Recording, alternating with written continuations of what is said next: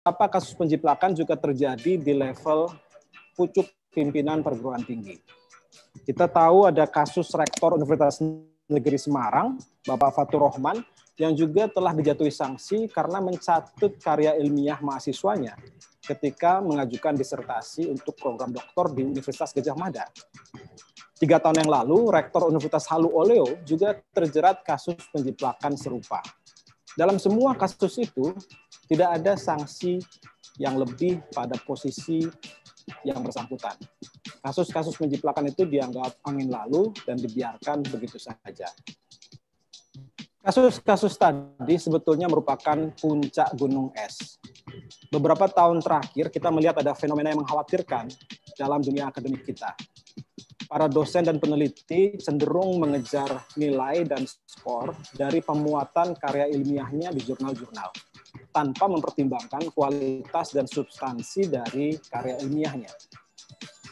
Kita semakin sering mendengar fenomena seperti sindikat sitasi, di mana sekelompok peneliti saling mengutip sesamanya agar skor kutipan karyanya di jurnal ilmiah makin baik, tanpa mempedulikan kualitas dari kutipan tersebut.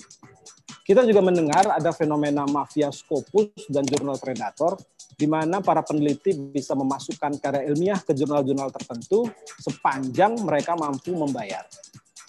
Tidak ada kriteria atau indikator untuk kredibilitas dan kualitas dari karya yang dimasukkan di jurnal-jurnal tersebut. Semua fenomena ini dibiarkan begitu saja dan kemudian menghasilkan penurunan kualitas akademik yang kita lihat belakangan ini. Kampus seharusnya menjadi center of excellence dan menjadi tempat di mana ilmu pengetahuan diproduksi. Tapi ketika penjiplakan, ketidakjujuran intelektual, pelanggaran etika akademik dibiarkan, maka kampus kehilangan rohnya. Pemerintah tidak boleh bersikap masa bodoh dan membiarkan ini terjadi. Kegagalan menjaga kualitas kampus dan produksi ilmu pengetahuan di dalamnya akan merusak kualitas sumber daya manusia kita. Bagaimana kita bisa mempunyai generasi muda, mahasiswa-mahasiswa yang berkualitas jika pucuk pimpinan kampus memberikan teladan yang keliru? Selama ini pemerintah juga kerap mendorong pengambilan kebijakan berbasis bukti atau berbasis riset. Kita mengenalnya sebagai evidence-based policy. Tapi bagaimana kita bisa mendorong hal semacam itu jika kualitas riset di perguruan tinggi kita semakin menurun? Bagaimana kita bisa mendorong kebijakan berbasis bukti jika ketidakjujuran intelektual dan pelanggaran etika akademik dibiarkan tanpa sanksi? Menteri Pendidikan dan Kebudayaan Nadiem Makarim tidak boleh bersikap masa bodoh. Penunjukan rektor yang telah terbukti melakukan pelanggaran etika akademik memberikan pesan yang keliru. Taruhannya terlalu besar jika ini dibiarkan begitu saja.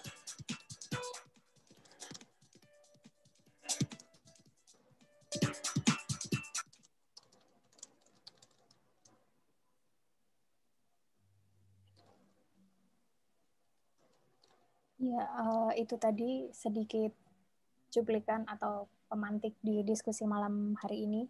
Sebelum dilanjutkan oleh pemaparan dari masing-masing pembicara, saya mengundang Mas Herlambang Wiratraman untuk sedikit memberikan gambaran atau mungkin mempertegas sebenarnya posisi KIKA dalam menyikapi plagiarisme dan kebebasan akademik, juga transaksi kekuasaan di perguruan tinggi atau mungkin bahkan antar perguruan tinggi di Indonesia ini seperti apa?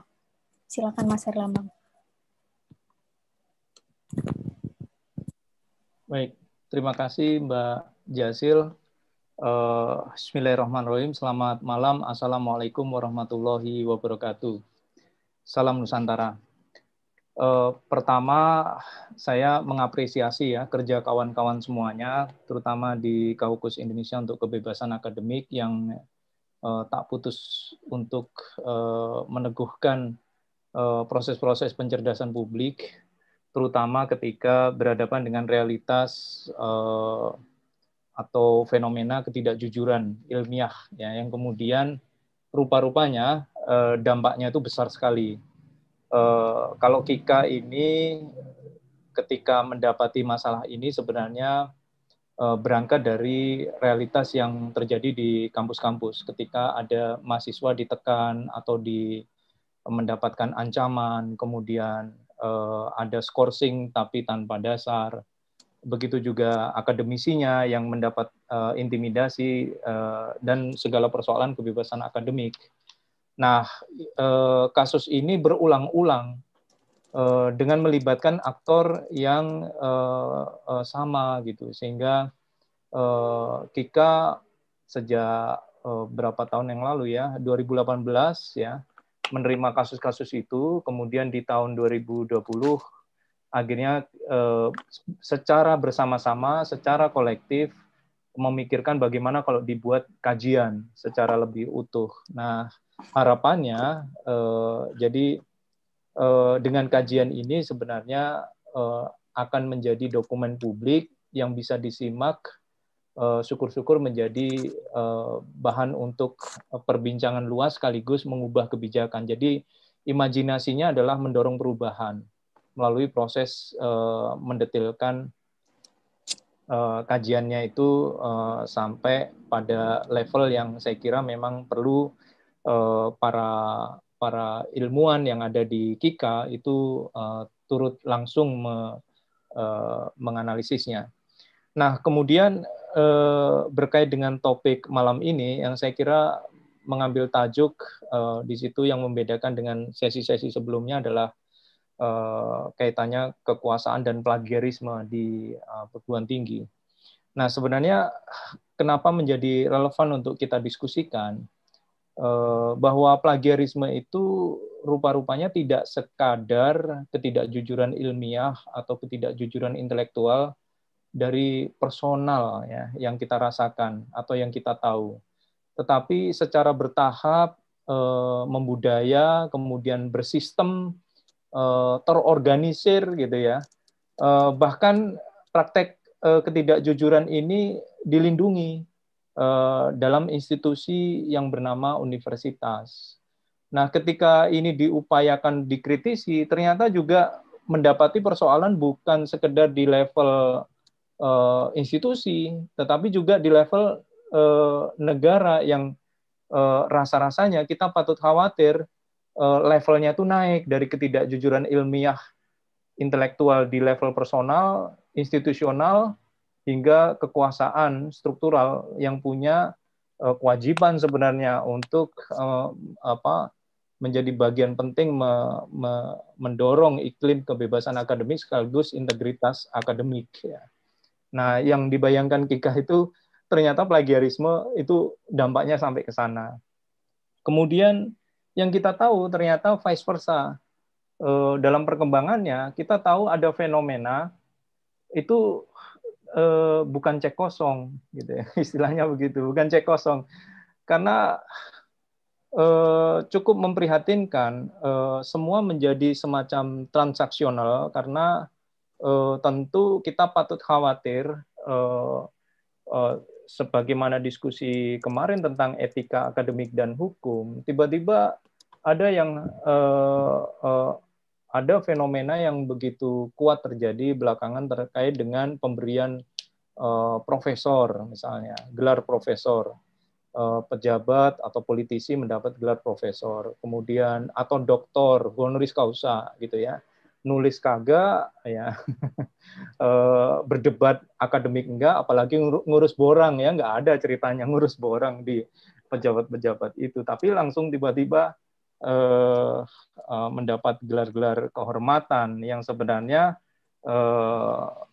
tidak ada ruang perdebatannya ya, walaupun itu sebenarnya bagian dari otonomi kampus, tapi harusnya lebih terbuka terhadap kriteria ataupun upaya untuk memberikan atau lebih hati-hati dalam memberikan honoris causa baik doktor maupun profesor. Nah, oleh sebab itu mudah-mudahan diskusi malam ini, karena di sini ada narasumber, yang pertama adalah Mas Pram Tempo, Mas Pramono. Terima kasih sudah hadir, gitu ya. Kenapa Mas Pram itu harus hadir di sini? Karena publik ini lebih antusias dengan bacaannya Tempo ya, karena Tempo adalah produk jurnalistik yang begitu cepat menyebar luas. Bahkan kalau Kika hanya meneropong satu kasus, Tempo langsung 3 gitu ya. Kebetulan kampusnya USU, UNES, UGM, dan kampus di tempat saya ada UNER di situ, yang luar biasa sekali Tempo melakukan itu. Nah, harapannya mungkin nanti catatan dari sudut pandang jurnalistik itu melihatnya seperti apa. Dan kemudian ada Asvin Nawati yang selama ini juga kerap ikut terlibat di dalam diskusi memahami ini, dan mungkin juga nanti bisa berbagi pengetahuan, dan juga Bung Haris yang lembaganya Lokatarus sudah melakukan riset tentang kebebasan akademik, melihat perspektif ini bagaimana, termasuk monografi yang telah dihasilkan oleh Kika. Dan Bung Robert sudah tidak asing lagi, beliau yang banyak menjadi pemikirnya untuk upaya perubahan-perubahan imajinasi pendidikan di masa mendatang. Mudah-mudahan sesi malam ini banyak melahirkan gagasan yang kita semua bisa ikut belajar bersama. Saya kira itu saja Mbak Jasil. Terima kasih, dan saya kembalikan ke moderator. Terima kasih Mas Herlambang atas sedikit ilustrasinya seperti apa nantinya harapannya dengan diskusi ini. Saya ucapkan selamat datang kepada Prof. Sulis dan Prof. Meling yang juga turut hadir di ruang diskusi Zoom. Untuk mempersingkat waktu, supaya nanti diskusinya bisa lebih banyak menampung pertanyaan-pertanyaan, langsung saja saya ke Mas Pram dulu nih. Nah, kalau dari Tempo sendiri sebenarnya alasannya apa ya? Kenapa mengangkat isu plagiarisme yang mungkin bagi sebagian orang ini tuh bukan isu yang seksi untuk dibahas gitu, apalagi di koran nasional sekelas Tempo gitu. Nah, apakah juga dalam menulis dan menelusuri kasus ini menemukan hambatan-hambatan, dan hambatannya seperti apa gitu? Apakah kemudian juga temuannya adakah yang signifikan yang mungkin bisa menjadi alarm baik itu bagi pelajar dan pendidik juga tentunya, serta pemangku kekuasaan di Indonesia, pemangku kebijakan di Indonesia. Yang terakhir mungkin, jadi ini pertanyaan berondongan ya Mas. Jadi perspektifnya, kalau dari jurnalis, perspektifnya melihat monografi Kika ini seperti apa? Silakan. Oke, suara saya terdengar ya? Iya, terdengar. Oke, baik. Terima kasih Mbak. Pertama, majalah Tempo sebenarnya menaruh perhatian cukup besar ya terhadap dunia pendidikan, dan bukan hanya sekali ini saja kami membuat laporan soal kacau balaunya dunia pendidikan kita. Sebagai contoh, kami juga pernah menginvestigasi soal program doktor jarak jauh atau program doktor yang kemudian dianggap sebagai abal-abal ya, yang diselenggarakan di UNJ.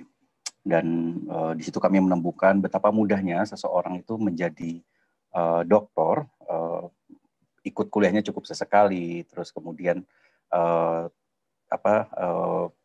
ada juga promotor yang dalam setahun bisa, kalau di rata-rata dalam setahun bisa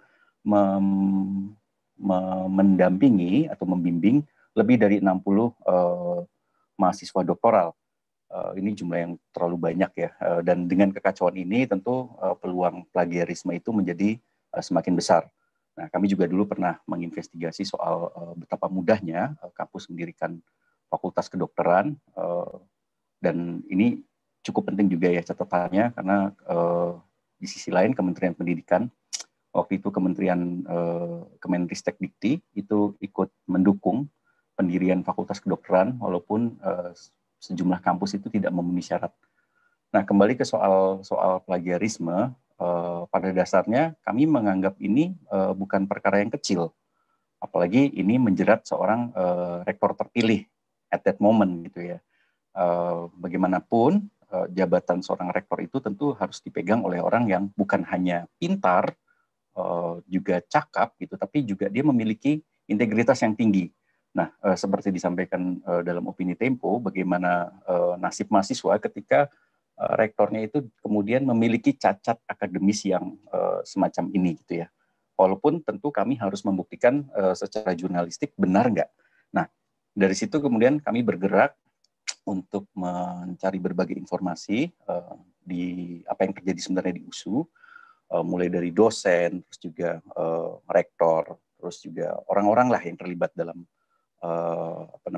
atau yang mengetahui soal kasus ini untuk menggali informasi. Dan dari situ kemudian kami mendapatkan berbagai fakta, juga dokumen, keterangan gitu, yang semuanya kemudian kami verifikasi. Nah, kami mencoba melihat bukan hanya sekadar dia melakukan self plagiarism atau tidak. Kalau itu sudah terang benderang gitu kan, dan sudah ada kajiannya.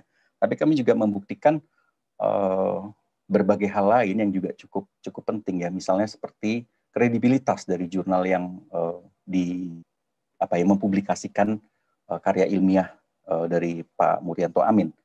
Nah, di situ pun kemudian terlihat bahwa ada jurnal yang tidak cukup kredibel. Nah, ini kemudian masalahnya digunakan oleh Pak Murianto untuk untuk promosi dia maju sebagai atau naik jabatan dari lektor kepala menjadi guru besar.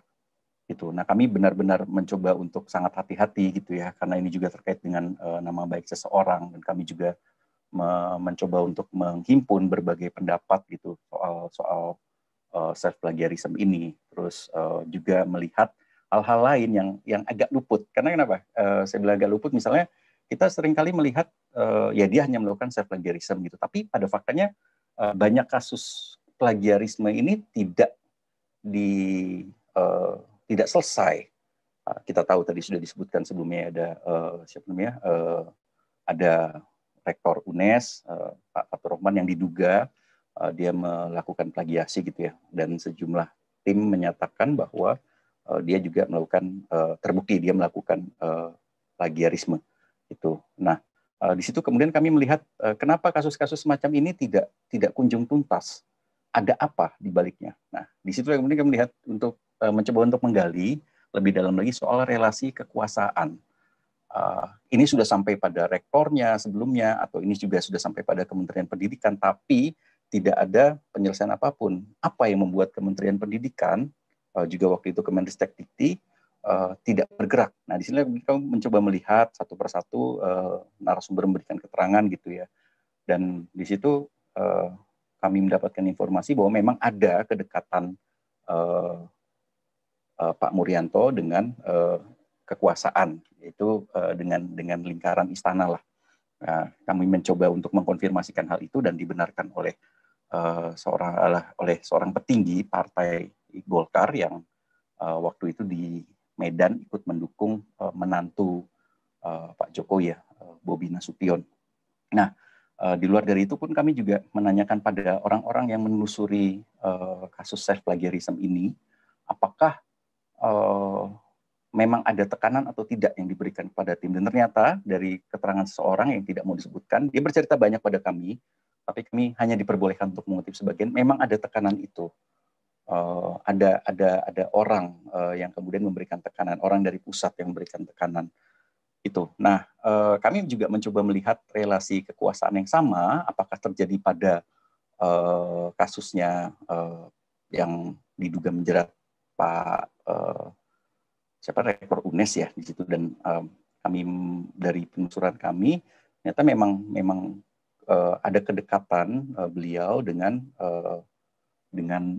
menteri waktu itu ya. Nah, tapi lepas dari itu pun juga kami melihat kedekatan saja ya boleh dong orang dekat gitu, tapi apakah kemudian ada dampaknya? Ternyata ada. Yaitu apa? Kasus ini sebenarnya sudah berkali-kali masuk ke meja Pak Menteri ya. Jadi ada 2 tim setidaknya yang kemudian sama-sama menyatakan bahwa terjadi plagiarisme dalam disertasi yang disusun oleh oleh rektor UNES. Nah, dari situ kemudian kami melihat kedekatan ini ternyata rasanya cukup terkait ya, karena meskipun hasilnya sama-sama menunjukkan bahwa beliau ini dianggap atau dinyatakan bersalah melakukan plagiarisme, ternyata menteri saat itu tidak melakukan apapun. Nah, kemudian juga tentunya kami melihat juga dari sisi UGM yang tidak melakukan apapun, maksud saya dari sisi rektornya gitu ya, ada apa, sementara di UGM sendiri juga membentuk tim, yaitu Dewan Kehormatan waktu itu yang jelas-jelas merekomendasikan pencabutan gelar doktor. Di situ juga sebelumnya ada ombudsman yang bergerak untuk menelusuri dugaan plagiarisme ini. Dan ada berbagai kejanggalan yang kemudian kami coba verifikasi, dan misalnya pada Dewan Kehormatan, berdasarkan dokumen yang kami terima, beliau menyatakan bahwa tidak semua draft disertasi yang disusun pada tahun 2000 sudah dimusnahkan. Saat itu ya di ombudsman, bukan di rektor, bukan di Dewan Kehormatan UGM. Nah, kemudian muncul dokumen bahwa justru mahasiswinya yang melakukan plagiasi, di situ plagiat ya, melakukan plagiarisme, dan ada surat keterangannya juga kami dapatkan, surat pernyataan dari mahasiswi itu yang sebenarnya terasa aneh ya. Terasa aneh kenapa? Karena juga dari sisi urutan waktu skripsinya keluar lebih dulu gitu, dan dari draft yang digunakan pun diserah yang kemudian muncul itu draft tahun 2000. Bagaimana mungkin kemudian bisa menggunakan referensi yang bukunya baru keluar tahun 2001? Itu menjadi sangat janggal tentunya.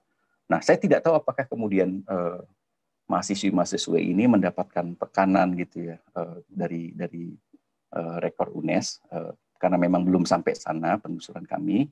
Nah, cuman kalau kita melihat ini ada ketidakberesan yang terus-menerus terjadi, dan di sini kalau kita melihat apakah ini kita hanya bisa menyalahkan satu orang saja yang melakukan plagiarisme, saya kira ya kita bisa saja menyalahkan mereka, tapi kalau ketika ini terjadi berkali-kali, saya kira ini ada suatu ketidakberesan dalam sistem kita, dalam sistem pendidikan kita, yang pada akhirnya membuat orang bukan hanya memanfaatkan celah gitu, tapi terus-menerus terjadi dan berulang gitu.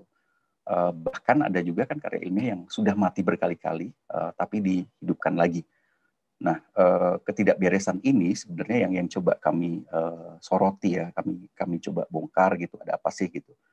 Dan saya kira pemerintah dalam hal ini Kementerian Pendidikan juga harus melihat ada sesuatu yang salah dan perlu dibenahi.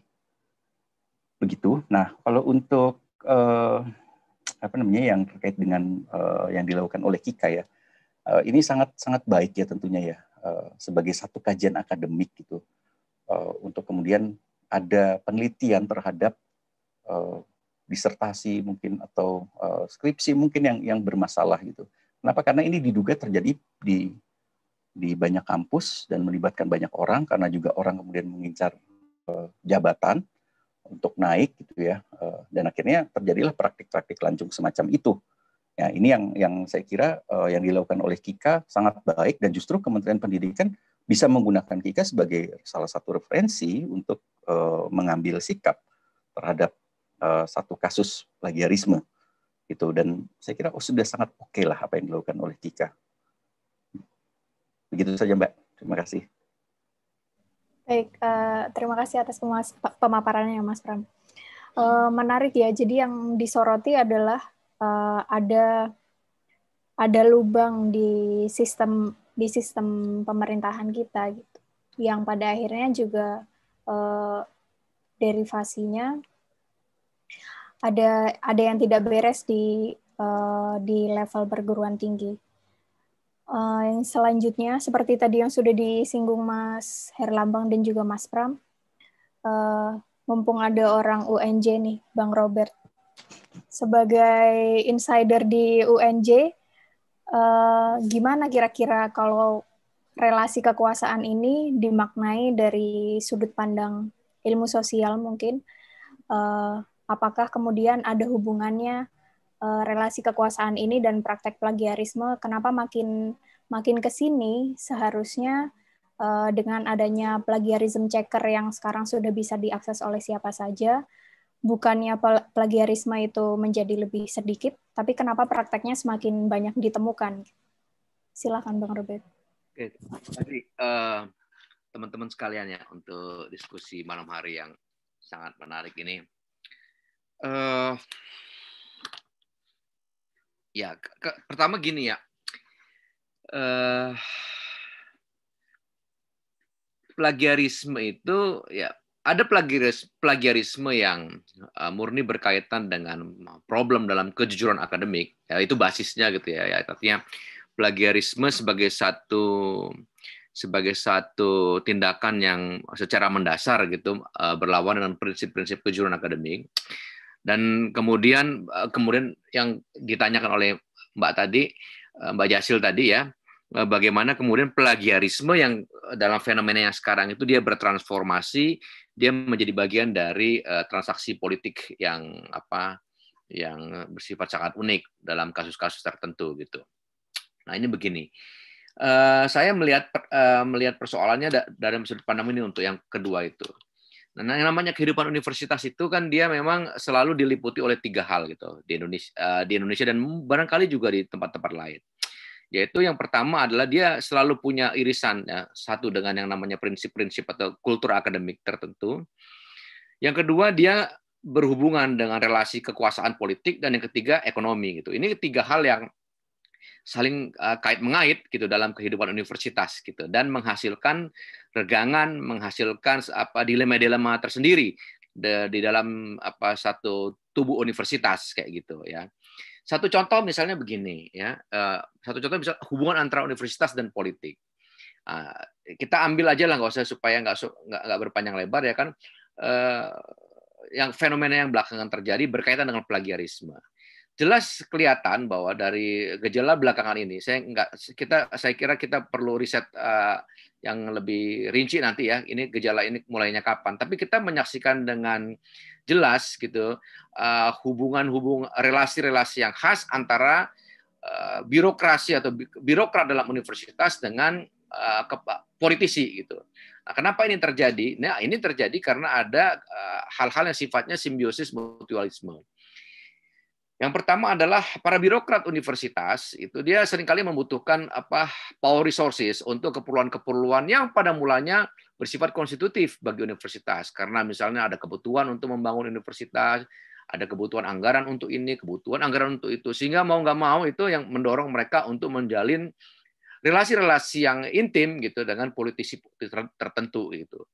Nah, hubungan-hubungan ini yang kemudian menebal dan menghasilkan satu keadaan yang kemudian menjadi lebih buruk, yaitu ketika untuk itu kemudian universitas memberikan atau sebagai timbal balik apa-apa yang mereka miliki, misalnya gelar.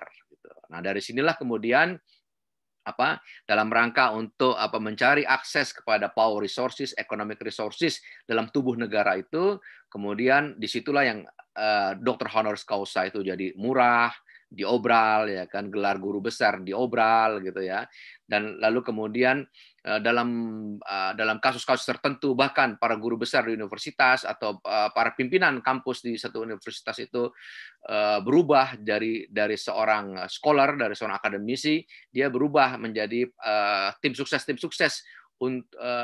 bagi pejabat-pejabat tertentu untuk menghasilkan karya-karya akademik yang sebenarnya kualitasnya diragukan gitu. Jadi misalnya kan kita tahu bahwa untuk pejabat tertentu misalnya promotor atau co-promotor dari pejabat-pejabat itu dipilih oleh orang-orang tertentu kayak gitu ya, seperti yang terjadi dalam beberapa kampus gitu ya. Dan untuk sebenarnya itu dipakai lebih untuk melayani kepentingan tadi itu, memperlancar hubungan simbiosis mutualistik antara birokrasi kampus dengan kekuasaan, dengan politik ya, dengan dunia politik di satu segi gitu. Nah, ini hubungan antara dunia kampus dengan politik, dan dalam hubungan dengan ekonomi itu juga terjadi gitu ya. Nah, tapi dalam level yang lain, dan di sini ada beberapa kesulitan yang muncul gitu.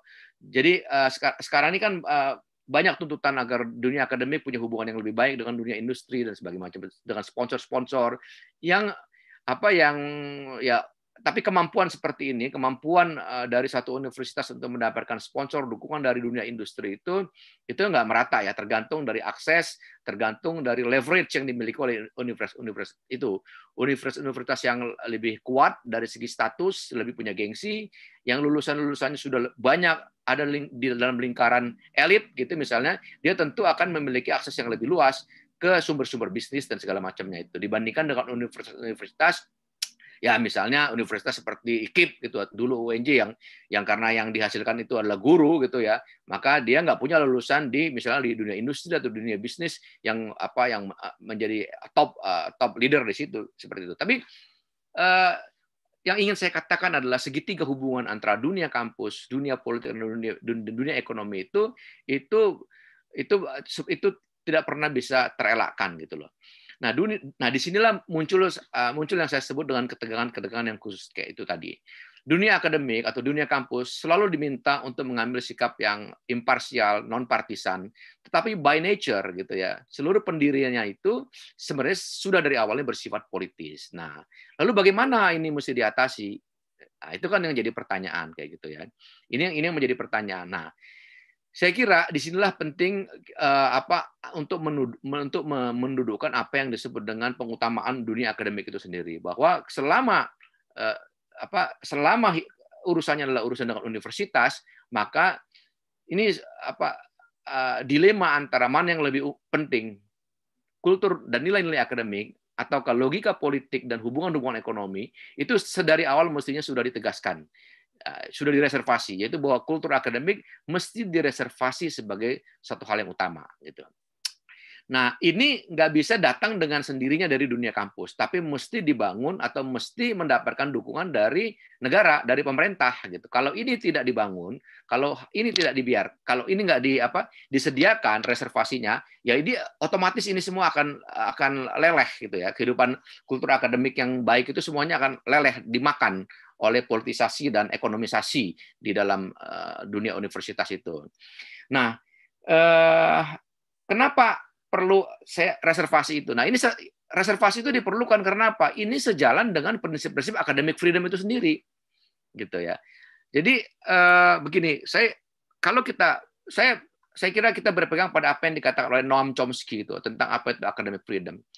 Academic freedom itu adalah privilege yang dimiliki oleh dunia kampus, oleh kaum akademisi untuk mengatakan kebenaran gitu. Nah, kenapa disebut privilege? Karena sebenarnya dengan itu ya,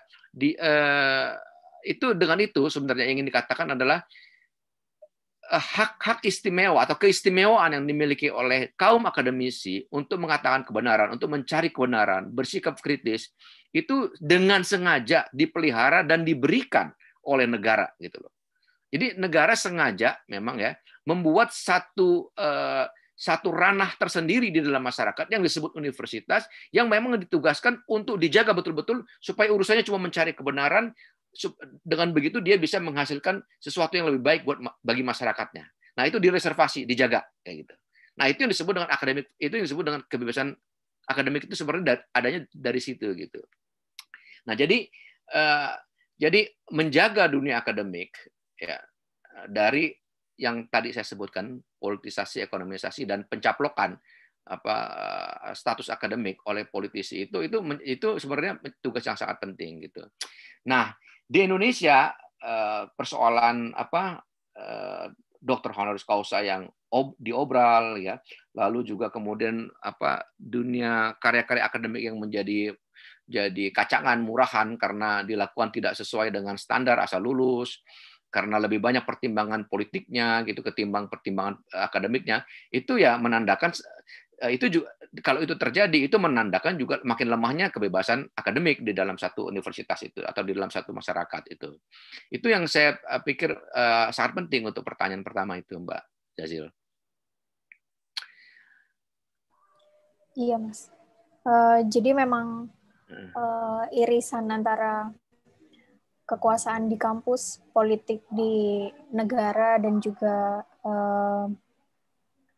kebutuhan ekonomi itu memang tidak mungkin dihindari ya, karena memang ada roda yang harus berputar di situ, karena kampus juga pasti membutuhkan dana untuk mengembangkan fasilitas.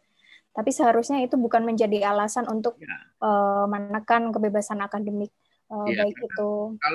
Kalau kampusnya berubah, gitu, dia kemudian lebih mengutamakan gitu ya, pencarian sumber-sumber kekuasaan dan sumber-sumber keuangan, maka dia sudah bukan universitas lagi, gitu. Ya, dia udah jadi perusahaan aja, gitu. Iya. Justru karena kerjanya sesuai pesanan ya. Adalah dia satu institusi yang tetap menjaga tadi apa nilai-nilai utama dan fundamental utama dari academic freedom itu tadi itu. Kalau academic freedomnya dikalahkan oleh logic of power, logic of business itu, capital gitu ya, dia sudah bukan lagi universitas gitu. Baik, terima kasih. Menarik sekali penjelasannya, bahwa semua yang mempunyai academic freedom, mereka adalah yang punya privilege. Karena bahasan privilege ini sepertinya sangat menyentuh anak-anak muda usia anak-anak S1 ya. Mungkin dengan pendekatan seperti itu mereka menjadi lebih sadar bahwa mereka mempunyai suara dan mereka mempunyai hak untuk memperjuangkan kebebasan akademik mereka. Ya, terima kasih. Nah, berkaitan dengan monograf Kika itu apa perlu sedikit disinggung? Oh iya, silakan. Mungkin ada perspektif yang sedikit berbeda dengan yang lain. Berkaitan dengan monograf Kika itu memang di sini ini kebetulan ada Bu Sulistiawati Irianto, ada Asvin, ada Herlambang, dan ada Haris yang orang-orang dari punya keahlian hukum ya. Nah, ini mengenai plagiarisme itu ya, dan berkaitan dengan monograf itu. Ini kita melihat satu hal yang lucu dan kontradiktif di sini. Begini, yang plagiarisme itu kalau kita lihat secara historis ya kan. Nah, itu kan sebenarnya begini.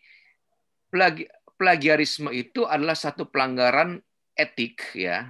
Tapi dia khusus di dalam satu budaya akademik yang tadi saya bilang sudah direservasi. Sudah diberikan privilege. Oleh karena itu, dalam asal-usulnya memang plagiarisme itu pelanggaran moral, pelanggaran terhadap academic honesty, tapi dia tidak pernah menjadi pelanggaran hukum. Nah, ini ya. Ini soal yang penting ya. Dia bukan pelanggaran hukum, tapi dia pelanggaran nilai-nilai akademik yang bersifat esensial. Nah, bagi orang-orang di luar dunia akademik, barangkali yang namanya plagiarisme itu itu nggak penting. Tapi bagi dunia akademik, plagiarisme adalah pelanggaran sangat esensial gitu. Karena ini dalam konteks budaya akademik yang sudah direservasi itu. Nah, ini. Nah, di mana kontradiksi yang muncul dalam kasus-kasus yang disebut oleh monograf Kika itu.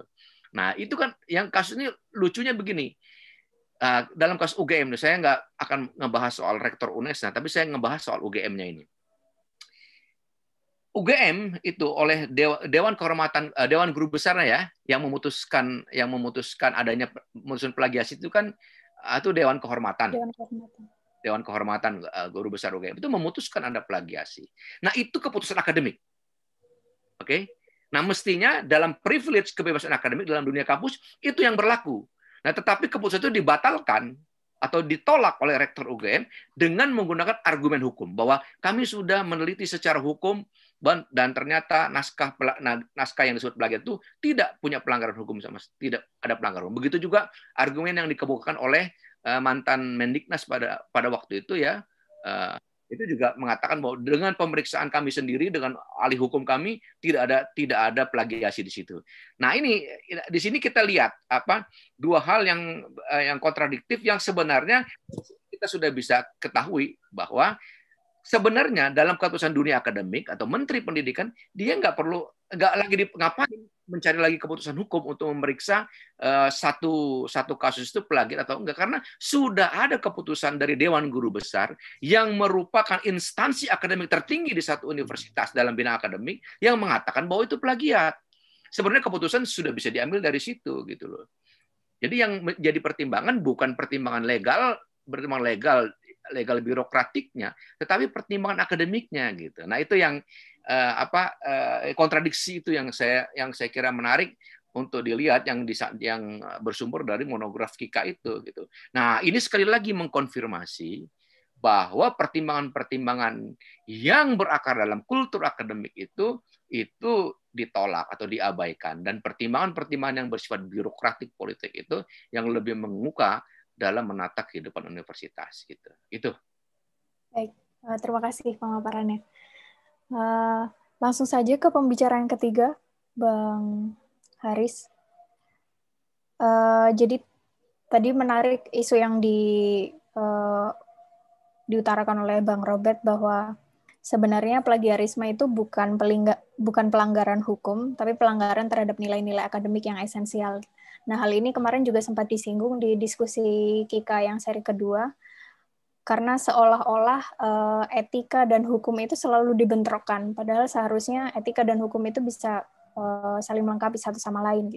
Nah, bagaimana Bang Haris menanggapi isu-isu atau mungkin argumen-argumen yang disampaikan oleh pembicara sebelumnya, dan bagaimana refleksi terhadap kasus-kasus kebebasan akademik yang selama ini sudah terjadi gitu. Seperti tadi yang disinggung Mas Herlambang bahwa Lokataru sudah sempat melakukan riset tentang kebebasan akademik. Nah, seperti apa sebenarnya potret kebebasan akademik di Indonesia? Silakan Bang Haris. Ya, makasih. Selamat malam untuk semuanya. Selamat malam juga buat teman-teman yang masih percaya pada kebebasan, percaya pada sekolah.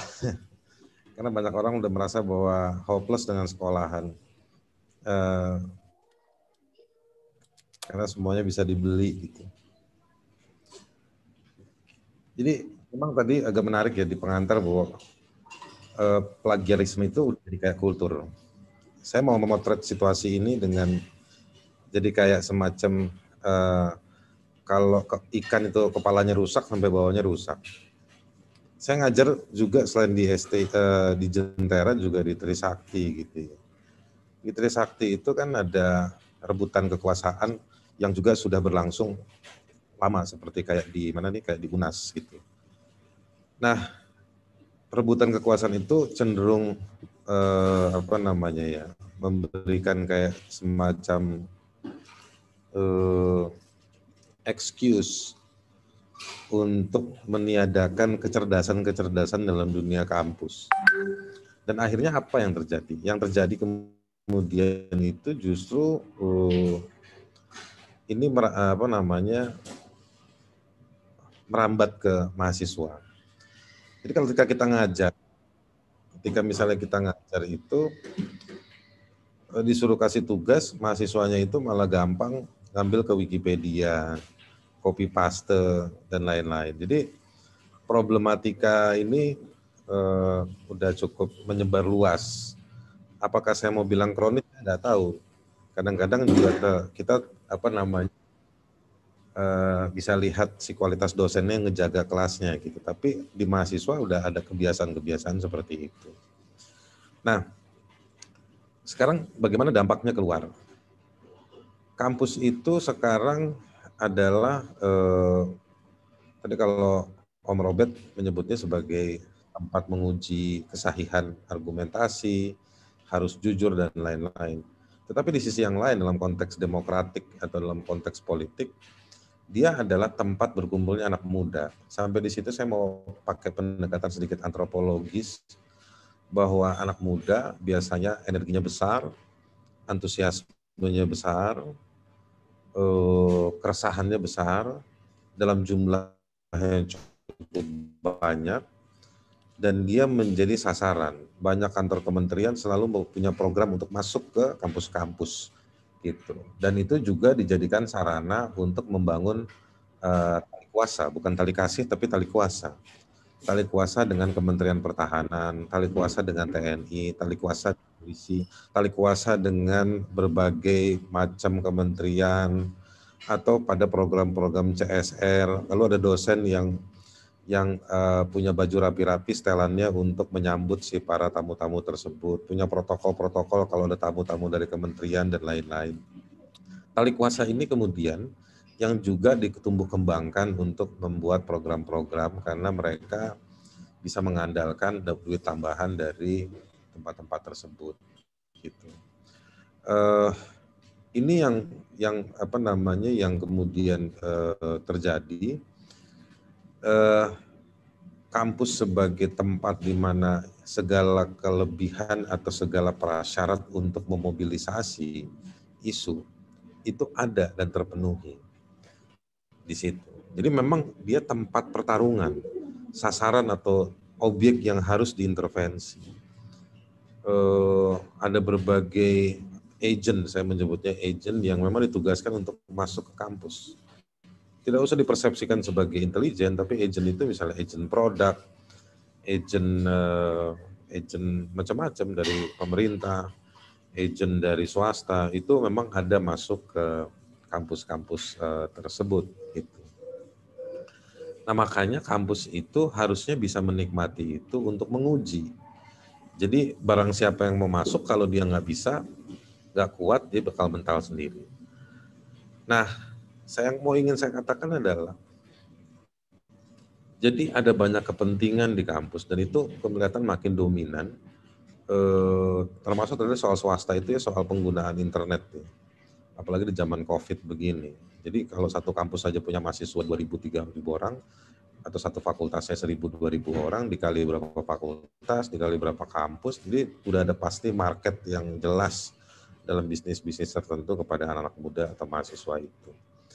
Nah dalam konteks politik yang lebih bergaung lagi, dua momentum besar ya, Omnibus dan sebelumnya adalah RDK, reformasi di korupsi, itu menandakan bahwa memang kontrol terhadap kampus menjadi penting. Nah sampai di situ saya singkatnya karena waktu terbatas, maka struktur kampus adalah salah satu sarana untuk mengontrol. Jadi dia lupa pada tanggung jawab birokratiknya untuk memastikan tata kelola kebebasan itu terfasilitasi. Dia justru, kampus justru menjadi alat kekuasaan.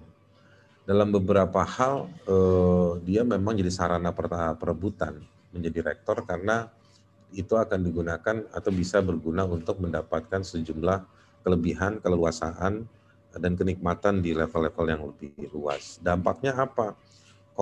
Mereka harus melayani permintaan-permintaan dari luar. Di Lokataru, di kantor saya, lembaga riset yang fokus pada isu kebebasan masyarakat sipil atau serangan terhadap masyarakat sipil, kita punya concern yang cukup mendalam dan kontinu terhadap kampus, ya di mana terutama serangan-serangan itu bentuknya atau targetnya bukan cuma pada si dosen, ada dosen-dosen tertentu yang jadi target, tapi juga pada mahasiswa-mahasiswa. Karena dalam banyak hal mahasiswa itu sebenarnya memfasilitasi teori atau riset-riset yang dilakukan oleh para dosen, tetapi ruang itu benar-benar dikekang dari mulai represi pada konten atau materi kuliah. Misalnya diminta merubah judul skripsi, diminta untuk mengganti pembimbingnya, diminta untuk mengganti topik. Misalnya di pengalaman saya, di mahasiswa tuh sering suka dilarang untuk riset skripsi soal hak asasi manusia. Lalu juga sampai ke level pelarangan diskusi jadi ada jam malam di kampus, ada ruangan digembok,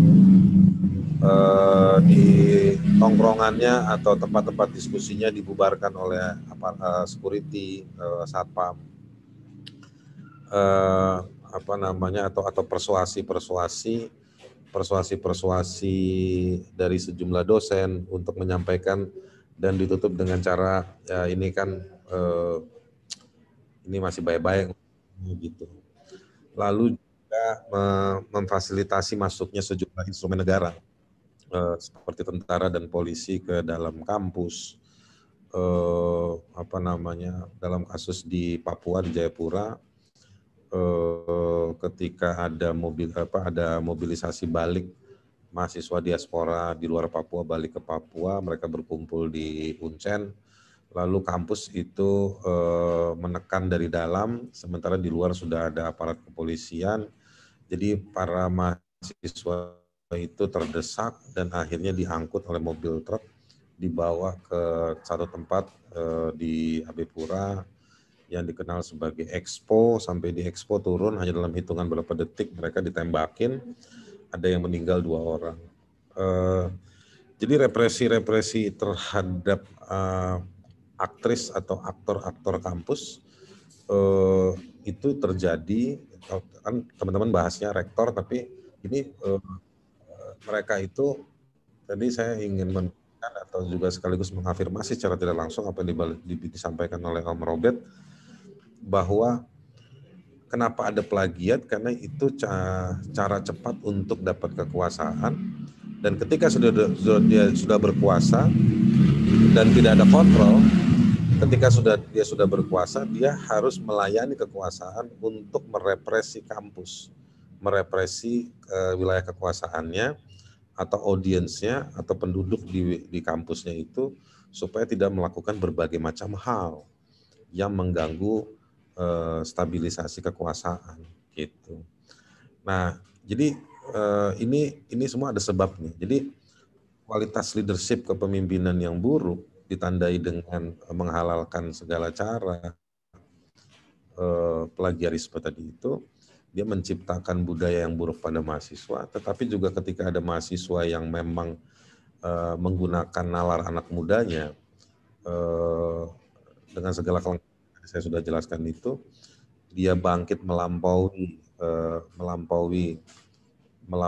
tugas-tugas basicnya sebagai pelajar ya, atau mahasiswa yang hanya belajar, tapi menggunakan akal dan budinya untuk mewakili masyarakat, dia justru direpresi karena memang ada pesanan-pesanan tadi itu.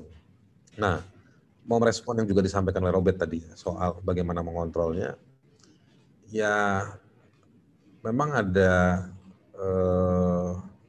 problem ya. Ada mekanisme misalnya melaporkan masalah-masalah ini ke Dikbud. Kami sebenarnya di Lokataru, kami juga ketemu dengan masalah-masalah. Ada masalah di mekanisme itu sendiri.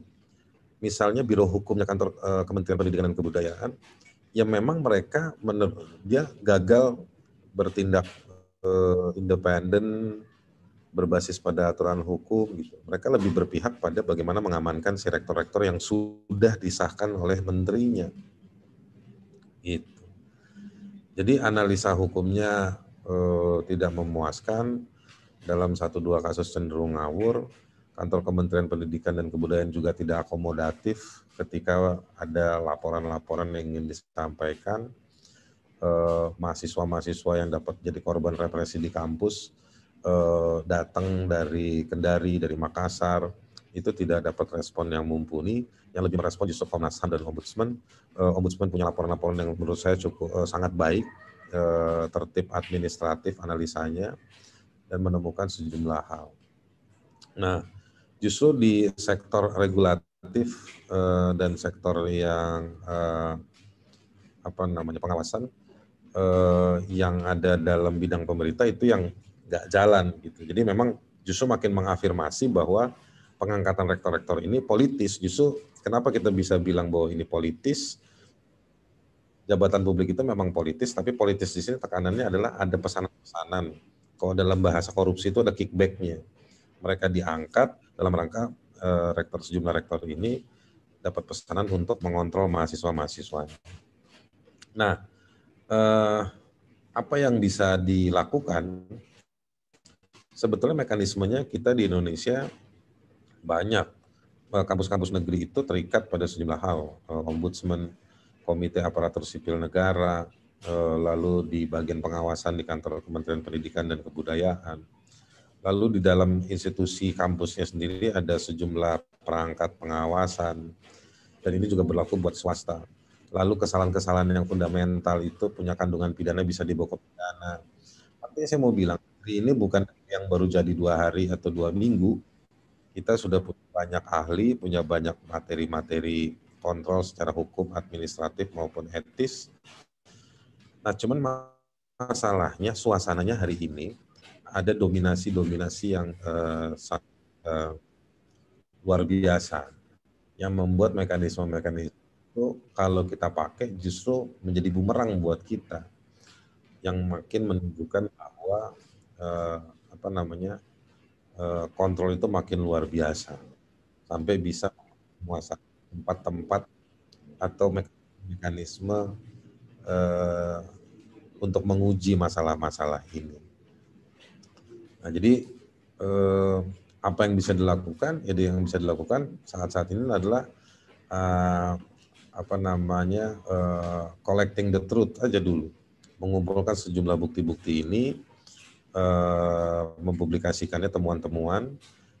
Jadi kita memang KIKA ini menurut saya tugasnya ke depan adalah terus mengcapture secara lebih mendalam sesuai dengan standar akademik, standar independensi, masalah-masalah yang muncul, tidak hanya plagiarisme tetapi juga serangan terhadap entitas-entitas di dalam kampus. Itu sih sebetulnya yang bisa saya sampaikan terkait juga dengan apa yang kami temukan dalam beberapa riset kami dalam soal shrinking civic space, serangan terhadap kebebasan warga. Mungkin begitu, Kakak Jazil. Ya, terima kasih atas pemaparannya. Satu yang saya garis bawahi di sini adalah bahwa kampus beririsan dengan corporate dan juga pemerintah. Dengan corporate karena memang sifatnya corporate adalah profit oriented, jadi mereka memandang kampus itu sebagai salah satu market yang cukup profitable. Sedangkan pemerintah berusaha menyusupi institusi-institusi pendidikan untuk mengontrol atau bahkan untuk melanggengkan kekuasaan mereka dengan cara apa? Salah satunya adalah dengan cara merepresi gerakan-gerakan yang diawali oleh anak-anak muda. Selanjutnya mungkin langsung ke Mbak Asvin. Jadi tadi salah satu statement dari Bang Haris adalah adanya dominasi terhadap mekanisme-mekanisme yang sudah ada, yang mana kalau mekanisme ini kita pakai, nantinya malah akan menjadi bumerang dan menyerang balik ke kita gitu. Nah, bagaimana relasi kekuasaan antara pejabat kampus dan juga praktek-praktek plagiarisme di perguruan tinggi ini yang pada akhirnya malah melanggengkan praktik korupsi yang sudah cukup sistematik, terus kemudian juga adanya penjarahan sumber daya manusia yang sayangnya juga melibatkan akademisi. Nah, bagaimana perspektif Mbak Asvin terhadap kasus seperti ini? Silakan. Ya. Terima kasih Mbak Jazil dan teman-teman KIKA. Ini angin segar sebetulnya ya di tengah derita para korban dan juga LBH gitu, yang merasa dalam beberapa waktu lalu tidak ada jalan keluar dari persoalan-persoalan ini, persis seperti kata Mbak Jazil tadi, karena kampus akademisi bahkan tidak berada di tengah. Kalaupun mereka tidak mendukung korban, mereka juga tidak di tengah, tapi mereka berpihak kepada korporasi dan korporasinya yang korup juga begitu. Saya punya slide, saya bisa share screen kan ya? Boleh Mbak, silakan. Oke.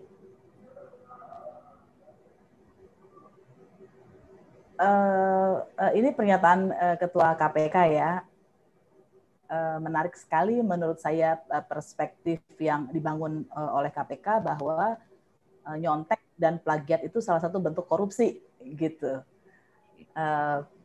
Meskipun kita bisa bertanya apakah ini maksudnya korupsi dalam definisi hukum atau dalam definisi etika gitu ya, tetapi pesannya kuat sekali gitu. Dan saya tahu teman-teman di KPK itu telah mainstreaming beberapa lama bahwa akar korupsi itulah karena kita tersosialisasi korupsi sejak di dunia pendidikan.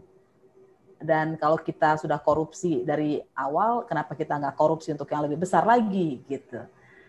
Nah, tadi sebetulnya teman-teman sudah membicarakan ini bahwa kejahatan akademis itu pada umumnya untuk mencapai posisi jabatan. Nah, saya tidak akan membahas dimensi pelemahan dunia akademis dari sudut kualitas karena saya pikir saya tidak punya keahlian di sana. Tapi saya akan melihat bahwa pada akhirnya ketika kejahatan akademis ini untuk mencapai posisi jabatan dan berhasil, gitu ya, tidak ketahuan, tidak dihukum, maka ya jabatan atau posisi-posisi tinggi itu ditempati orang yang korup. Nah, artinya apa? Pada akhirnya sebetulnya ketika yang berada pada posisi yang korup itu bukan satu orang lagi, tapi sudah 2, 3 gitu ya. Saya pikir 3 sudah cukup kalau dia jabatannya rektor gitu. Tadi pengantar dari teman-teman Tempo kan mengatakan ada beberapa kasus yang terindikasi rektornya itu melakukan plagiariasi. Nah, ketika lebih dari 1-2 orang ini yang ketahuan gitu ya, maka sebetulnya sistem itu sudah membiarkan kejahatan akademis gitu. Saya pakai istilah ini istilah yang diperkenalkan oleh teman saya ketika di kampus kalau ada yang nyontek, dan saya senang sekali dengan istilah itu. Dulu kami menggunakan ini untuk lucu-lucuan gitu ya. Lihat tuh penjahat akademis gitu. Tapi kemudian lama-lama saya pikir istilah itu kok pas gitu ya. Nah, dampaknya adalah dunia akademis itu kemudian mudah ditaklukkan penguasa gitu. Kenapa begitu? Karena dia kan sebetulnya menjadi tersandera ya. Kalau orang punya kesalahan, dia akan mudah ditagih itu kesalahannya kapan-kapan. Nah, akibatnya karena dia tersandera, sudah ditaklukkan, kebebasan akademis tergadai atau hilang. Dunia akademis yang keutamaannya adalah rasionalitas dan konon berbicara karena pertimbangan rasionalnya, ternyata sebetulnya tadi kita dengar sudah dari semua narasumber sebelum saya, berbicara bukan karena yang rasional, justru karena irasionalnya itu. Jadi sangat bertolak belakang gitu ya. Dan pada akhirnya tentu saja dunia akademis cenderung tidak kritis, utamanya isu korupsi gitu. Kalau saya korupsi, ya saya pasti akan punya beban mental dong gitu ya. Kalau nggak beban moral, beban mental untuk mengatakan untuk ikut berkomentar mengenai isu korupsi dengan sangat kritis gitu, dengan kritis. Nah, termasuk korupsi di sumber daya alam yang akhir-akhir ini banyak di mainstreaming oleh KPK yang sudah beberapa tahun belakangan ini. Nah, dan tadi seperti kata Mbak Jazil, ada banyak sekali data di LBHI bagaimana akademisi mendukung dan menjadi ahli perampasan sumber daya alam milik komunitas. Gitu. Jadi ketika korporasi berhadapan dengan masyarakat adat, korporasi berhadapan dengan masyarakat lokal, dengan pedagang dan lain-lain di sebuah pasar, kemudian kajian akademisi itu mengatakan korporasi ini nggak apa-apa ada di sini, gitu. Dia menjadi alat legitimasi bahwa pengelolaan sumber daya alam yang merusak itu tidak apa-apa. Padahal kemudian dalam beberapa kasusnya diketahui bahwa izin sumber daya alam itu diperoleh dengan cara korup, dengan korupsi. Biasanya kalau izin itu dikorupsi kan berarti prasyaratnya tidak bisa dipenuhi. Kok bisa prasyarat tidak dipenuhi tapi ada akademisi mengatakan tidak ada masalah di sana gitu. Nah, itu kan kemudian terkait juga tadi soal sejak awal ada etika yang tidak dijaga, ada hasrat memang sejak awal bukan untuk memajukan dunia akademis tapi untuk kepentingan dan lain-lain.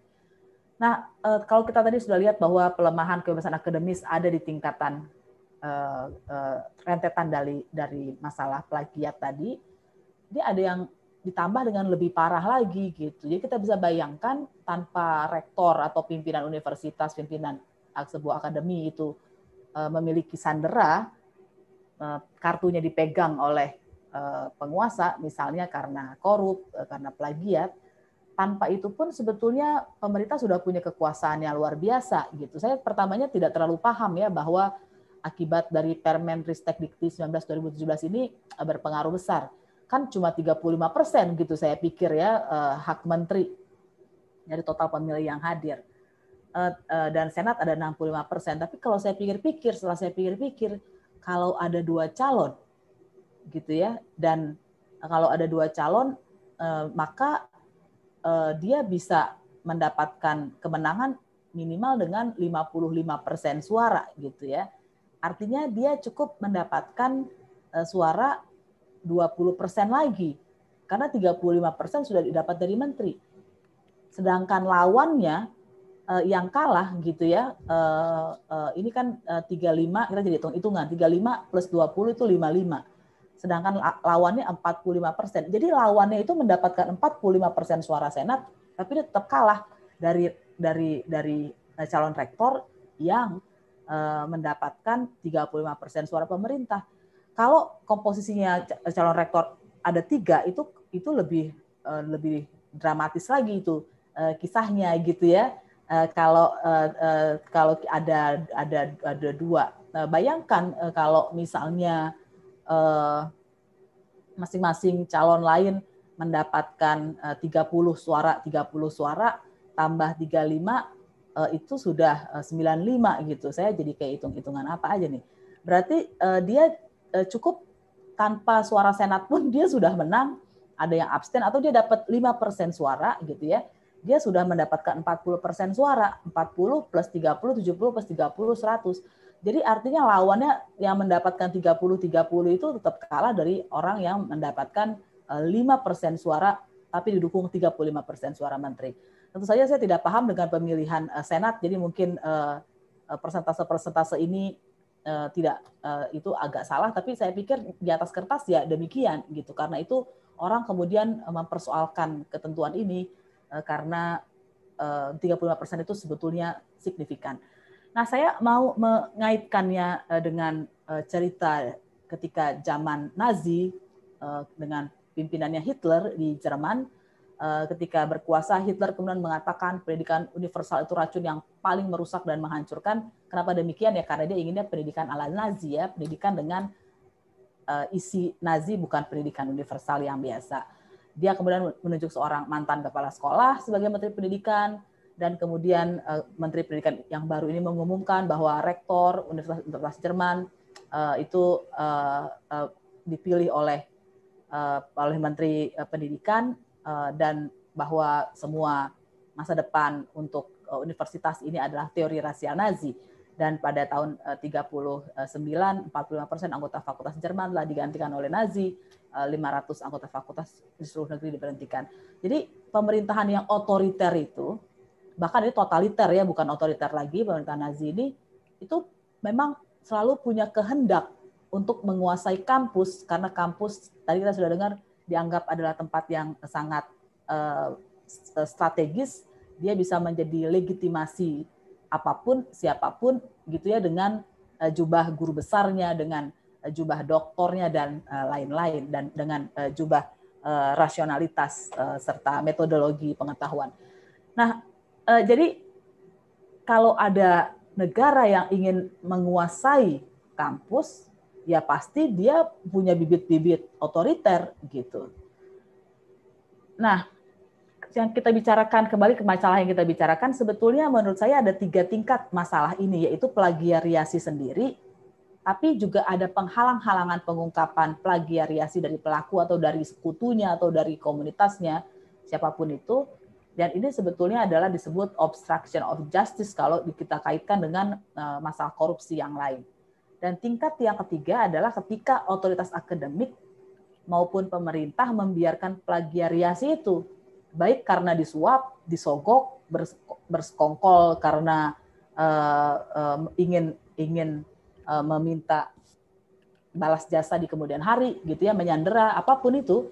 Tapi sebetulnya masalah plagiariasi di Indonesia itu bukan hanya satu di atas itu, tapi sudah menjadi 3 tahap. Artinya sebagai sebuah masalah yang sistemik, dia sudah menghujam lebih dalam lagi, gitu. Dan artinya melibatkan lebih banyak orang, melibatkan lebih banyak relasi kekuasaan, dan melibatkan kekuasaan lebih besar.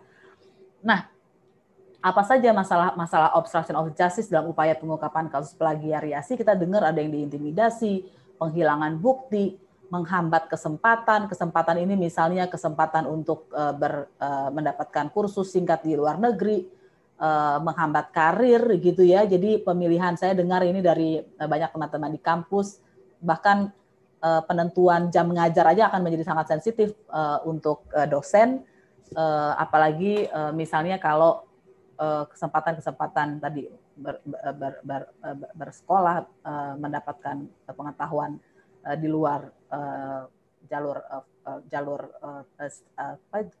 strata gitu ya, dan juga karir. Yang mau nurut sama saya angkat, yang mau tidak mau nurut sama saya tidak pernah diberikan jabatan gitu. Nah, kemudian juga ada gratifikasi, ada suap, dan ini sebetulnya artinya ada masalah hukum. Jadi masalah etis itu kemudian beralih menjadi masalah hukum karena tiga tingkat masalah ini. Dan karena itu menurut saya persoalannya menjadi lebih serius, baik dari sudut hukum maupun dari sudut relasinya dengan ancaman kebebasan mimbar akademis dan pada akhirnya menjaga demokrasi secara keseluruhan. Itu saja Mbak Jazil dari saya. Terima kasih. Selamat malam. Baik, terima kasih Mbak Sin atas pemaparannya. Jadi memang di institusi di perguruan tinggi ini ada semacam desire atau keinginan yang kuat untuk menguasai kampus sehingga nantinya mereka bisa melegitimasi apapun yang sedang mereka rencanakan. Mungkin langsung ke sebelum saya bacakan pertanyaan dari audiens baik itu di YouTube maupun yang sudah masuk di ruang chat di Zoom. Mungkin ada baiknya kita dengarkan sedikit perspektif dari Pak Sucipto Hadipurnomo. Jadi beliau salah satu pengajar di UNES. Selamat malam Pak Cip.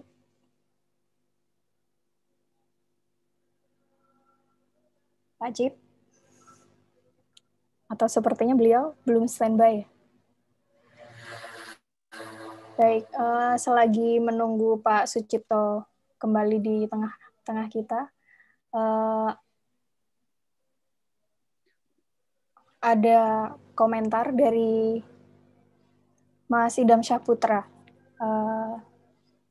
Kalau alasannya tidak diberikan sanksi secara hukum tidak ada, lah jurnal bodong atau predator itu ada izin publikasinya, ada ISSN, ada IISSN, DOI, bisa juga dengan caranya masuk terindeks Scopus. Jadi dalam segi hukum, jurnal predator itu legal. Jadi sah-sah saja dong untuk publish di situ. Lainnya, secara de jure, usia pensiun guru besar adalah 70 tahun. Pertanyaannya, kenapa ada yang usianya di atas 70 tahun dan bisa diangkat menjadi guru besar, yang secara aturan seharusnya itu tidak bisa? Jadi dalam satu sisi aspek hukum itu dipakai, sedangkan di sisi yang lain hukum tidak dipakai. Ada inkonsistensi di situ. Mungkin langsung disambut dengan pertanyaan dari YouTube, dari Budi Hermono. Terminologi plagiasi, bahkan self-plagiasi tidak ada dalam UU Hak Cipta atau UU 28 tahun 2014. Bagaimana dapat menjerat pelaku self-plagiarism? Apakah hanya sebatas Permendiknas 17 2010? Nah, mungkin ini teman-teman yang mempunyai background hukum bisa sedikit memberikan insight apakah self-plagiarism atau plagiarism itu bisa dihukum secara pidana gitu, dan apakah inkonsistensi di mana di satu sisi hukum itu dipakai dan di sisi lain hukum itu tidak dipakai ini jamak ditemui di tengah masyarakat. Tidak hanya di kasus-kasus seperti ini, tapi juga mungkin di kasus-kasus lain. Silakan. Mungkin Mbak Aswin dulu boleh. Oke. Saya sebetulnya juga kita harus hati-hati menggunakan hukum pidana ya, karena hukum pidana itu katanya the last resort, yang terakhir, dan dia tidak menyelesaikan masalah juga. Padahal kan awalnya dibikin hukum itu untuk menyelesaikan masalah. Nah, jadi memang menurut saya tidak perlu juga harus dipidana kecuali ada unsur pidananya. gitu. Jadi kalau dia memang murni soal plagiat di dalam dunia akademis tanpa mengancam orang, mengintimidasi dan lain-lain yang saya bilang tadi obstruction of justice, ya dia bukan pidana gitu. Nah, kecuali nanti ya ada unsur pidananya baru baru diproses pidananya. Nah, masalahnya kan di Indonesia itu kita lebih peduli pada etiket daripada etika gitu ya. Jadi kalau kita dulu saya di kampus saya terakhir itu ada dilarang pakai sendal jepit masuk ke perpustakaan. Saya tuh selalu bingung apa hubungannya ya membaca buku dengan sendal jepit gitu ya. Jadi etiket itu penting sekali. Nah, tapi soal etika itu kan lebih dari itu, dan menurut saya sebetulnya kalau orang melanggar etika itu dia lebih parah daripada melanggar hukum, karena nggak semua etika itu menjadi pelanggaran hukum. Misalnya kalau hakim bertemu dengan dengan pengacara gitu ya di sebuah pesta perkawinan yang sedang beracara sama dia, itu mungkin tidak ada pelanggaran hukum, tapi menurut prinsipal Bangalore Principle yang berlaku internasional termasuk Indonesia itu sudah pelanggaran etika hakim. Begitu jawaban saya.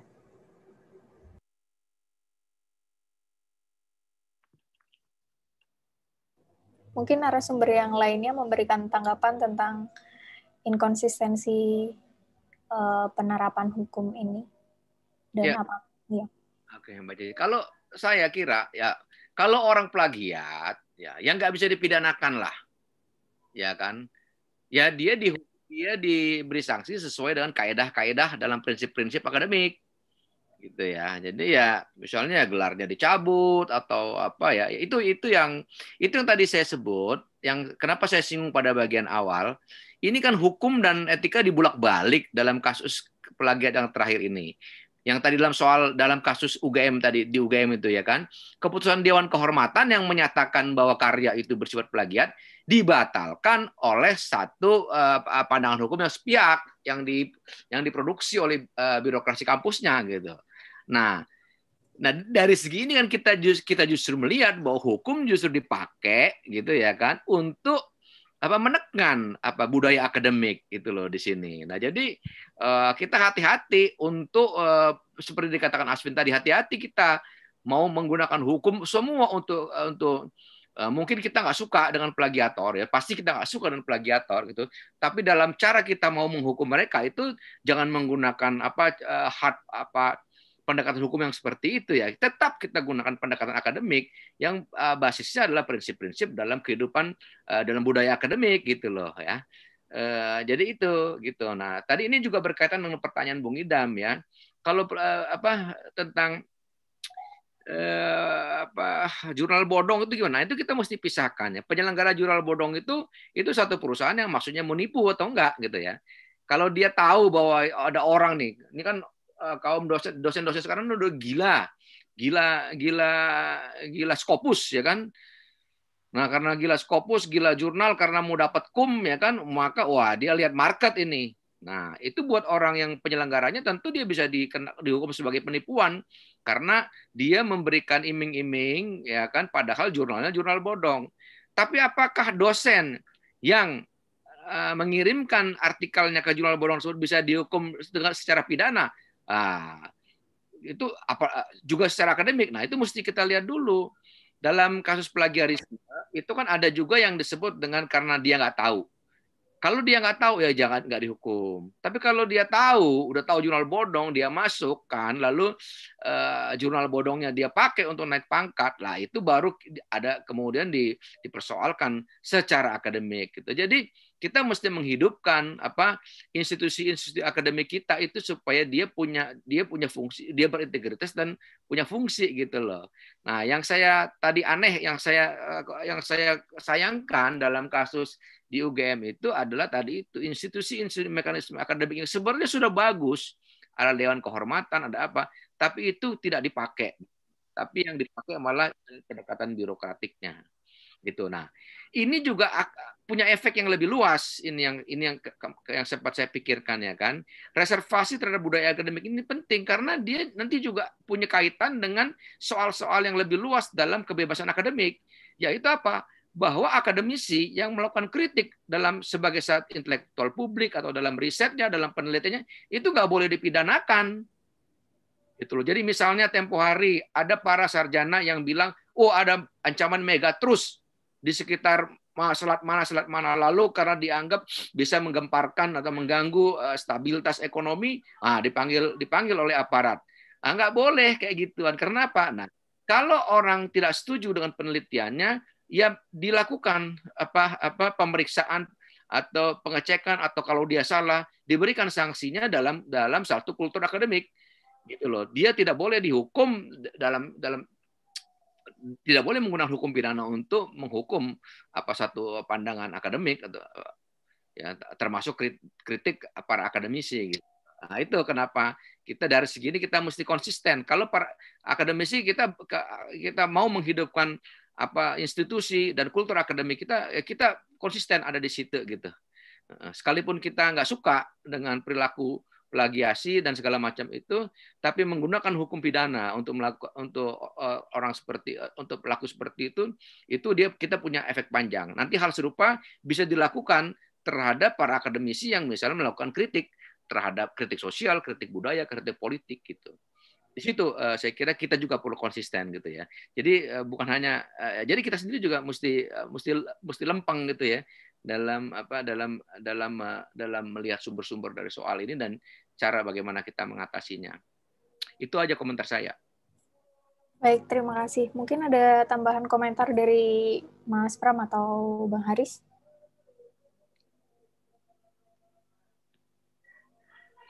Ya, saya mungkin menambahkan sedikit ya. Sebenarnya ya saya sepakat bahwa soal tadi sudah disebutkan sama Mas Robert juga Mbak Asvin soal pidana terhadap kasus-kasus plagiasi gitu ya. Ya sebenarnya yang paling diperlukan itu kan keterbukaan dari si pelaku atau mereka pengakuan lah, dan kemudian yang paling baik itu sebenarnya adalah ya mereka mundur. Itu mereka sudah terbukti bertindak curang gitu, lancung, terus kemudian mereka ya harusnya mundur. Itu adalah satu hal yang masih terhormat yang bisa mereka lakukan itu. Nah, cuman di sini ini kan tidak. Mereka terus kemudian dalam beberapa kasus mereka kemudian terus membantah, padahal itu sudah jelas-jelas terbukti, dan kemudian melakukan perlawanan balik, dan kemudian juga disupport. Kita tahu ada orang-orang yang kemudian juga ditekan ya dalam kasus-kasus plagiasi ini, misalnya juga plagiarisme yang sebenarnya juga itu dia melakukan tugasnya untuk menginvestigasi, menelusuri gitu, dan malah kemudian muncul tekanan terhadap orang-orang semacam ini. Saya kira ini patut disayangkan ya.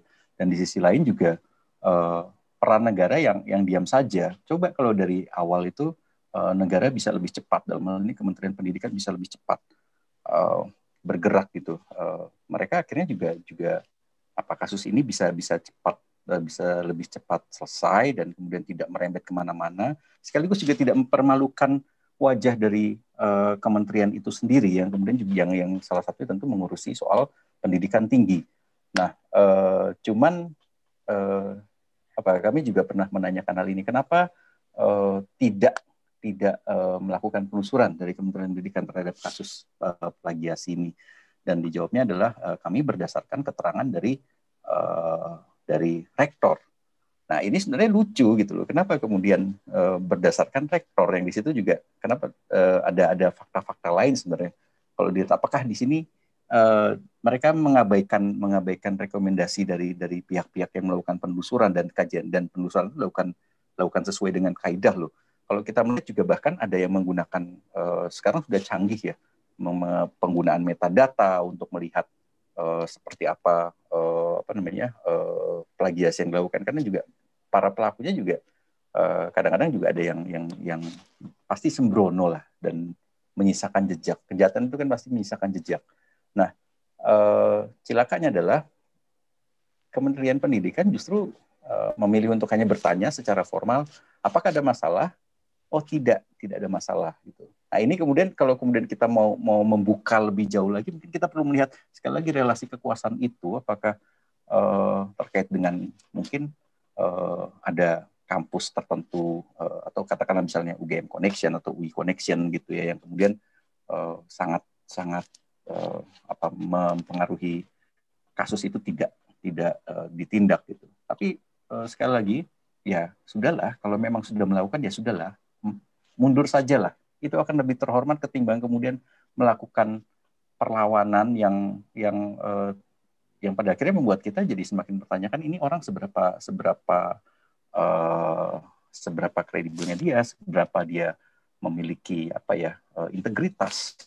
Ada jalur-jalur mungkin yang bisa digunakan, tapi tidak kemudian dengan malah melaporkan balik atau malah menuntut dan kemudian dibantu oleh negara. Itu cara yang paling baik. Dan beberapa orang yang melakukan atau terbukti melakukan plagiarisme itu, mereka mundur kok. Kita bisa googling dengan mudah dan dapat nama-nama itu gitu ya.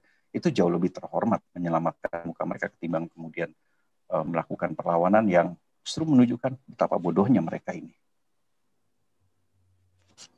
Baik, terima kasih atas responnya Mas Pram. Bang Haris mungkin ada yang ingin ditambahkan mengenai isu soal menghukum pidana ini lewat sanksi pidana. Saya mau proporsional aja. Ya bisa juga dihukum pidana, misalnya dengan apakah ada orang mati gara-gara dokumen palsu itu, ya bisa dihukum juga tuh Pak Robert, ya kan? Tapi gini, yang paling mungkin itu misalnya menggunakan data palsu. Itu ada pasalnya itu dalam KUHP. Atau misalnya ya mesti dilihat secara proporsional lah, misalnya menggunakan identitas palsu dan lain-lain gitu dalam mengambil bukti misalnya. Atau misalnya dalam dunia eksak ya, ilmu eksak, misalnya menggunakan data-data yang dari praktek klinik yang turut serta. Jadi sebenarnya memang bukan pada plagiarismenya, tetapi saya baca komentar tadi dari Ibu Meling Ong, sorry nih ada tukang roti lewat, itu juga mereka punya lebih terhormat daripada rektor yang plagiat dagang roti, jadi lebih bagus biarkan mereka lewat dulu. Nah, Ibu Meling kan tadi bilang tuh di catatan ini, di chat ini sistem. Jadi satu hal memang secara mikro ada plagiarisme yang sudah jadi bahannya terus dapat jabatan. Terus ada sanksi administrasi atau sanksi etik.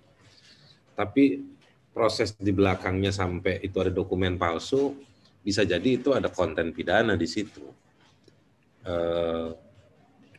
Jadi saya mau menempatkannya secara proporsional. Saya mau kasih perbandingan sedikit misalnya dengan sejumlah bupati atau wali kota yang pakai ijazah palsu. Gitu. Saya tahu ada banyak pejabat yang juga dapat gelar doktor, setahun dapat doktor, padahal nggak pernah di kampus, kapan dia baca bukunya, kapan dia bimbingannya, ya banyak lah, kita tahu lah kerumitan yang kalau harus dijalankan itu nggak mungkin 365 hari bisa jadi proses itu semua. Nah, jadi saya ingin proporsional. Kalau memang ada kandungan pidana, ya spesifik di kandungan itu saja. Gitu. Nah, jadi mesti dibongkar. Nah, harapannya bongkaran itu muncul dalam laporan-laporan si pemangku-pemangku yang kita sebut sebagai pengawas di dalam institusi kampus maupun di luarnya. Nah, menarik misalnya kalau kita ngelaporin Nadiem Makarim dan jajarannya ke satu institusi tertentu, tapi mungkin nanti setelah Jokowi nggak berkuasa, gitu. Kita laporin Nadiem karena Nadiem tidak menggunakan kekuasaannya untuk memeriksa, gitu.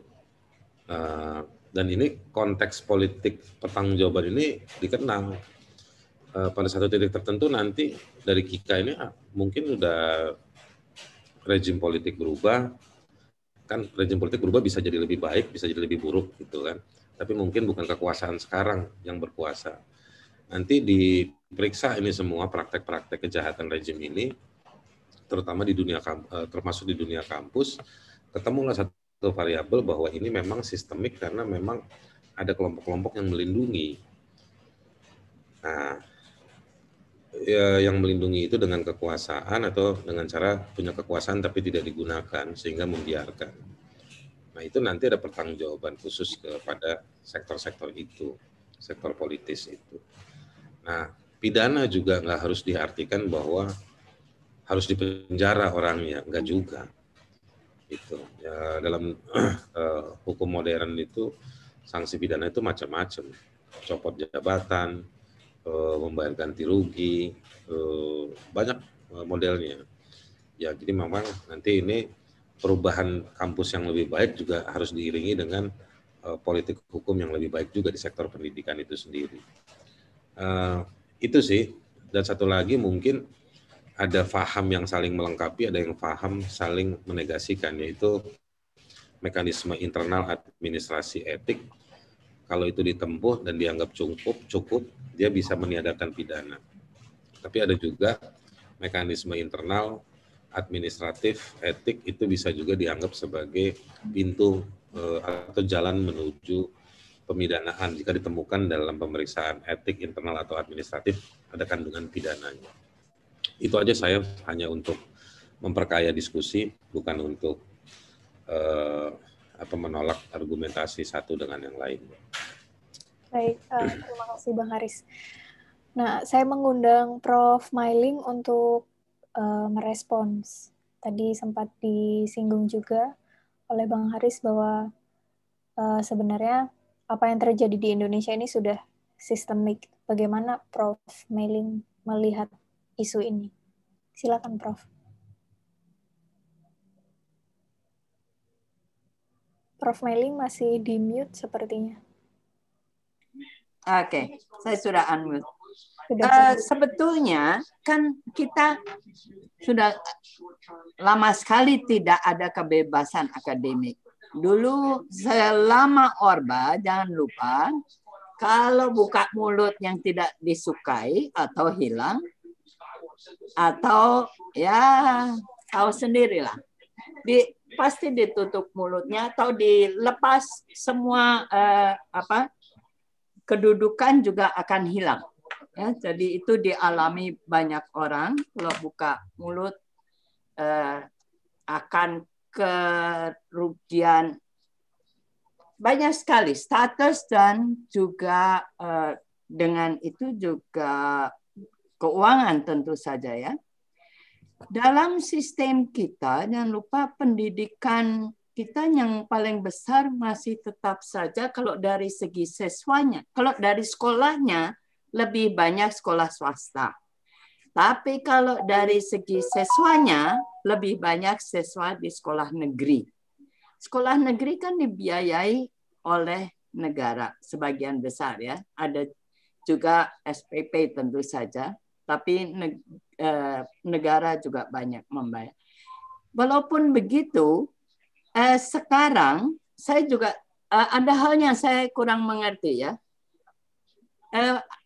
Perguruan tinggi secara aturan dari gajian tidak memberi keuntungan keuangan yang seperti DPR gitu ya. Kalau lihat DPR, lihat aja mobilnya, kantornya ada gading, ada emas, ada macam-macam lah. Jam tangannya pasti bermiliar tuh ya. Kalau di kampus, siapa yang punya mobil bermiliar? Jam tangan bermiliar? Kan tidak ada. Tetapi kampus itu tetap menarik ya. Status profesor itu rupanya oleh politisi dan bisnis ada harganya. Tapi di kampus ya seperti itu saja ya. Jadi ada status inconsistency di masyarakat kita, di mana politisi dan keuangan. Saya setuju dengan apa yang dibicarakan sebelumnya ya. It's about power and money ya akhirnya. Tetapi untuk orang dalam di kampus uangnya tidak begitu banyak, kecuali banyak dari kecil-kecil gitu ya, seperti rektor UNJ yang lalu itu.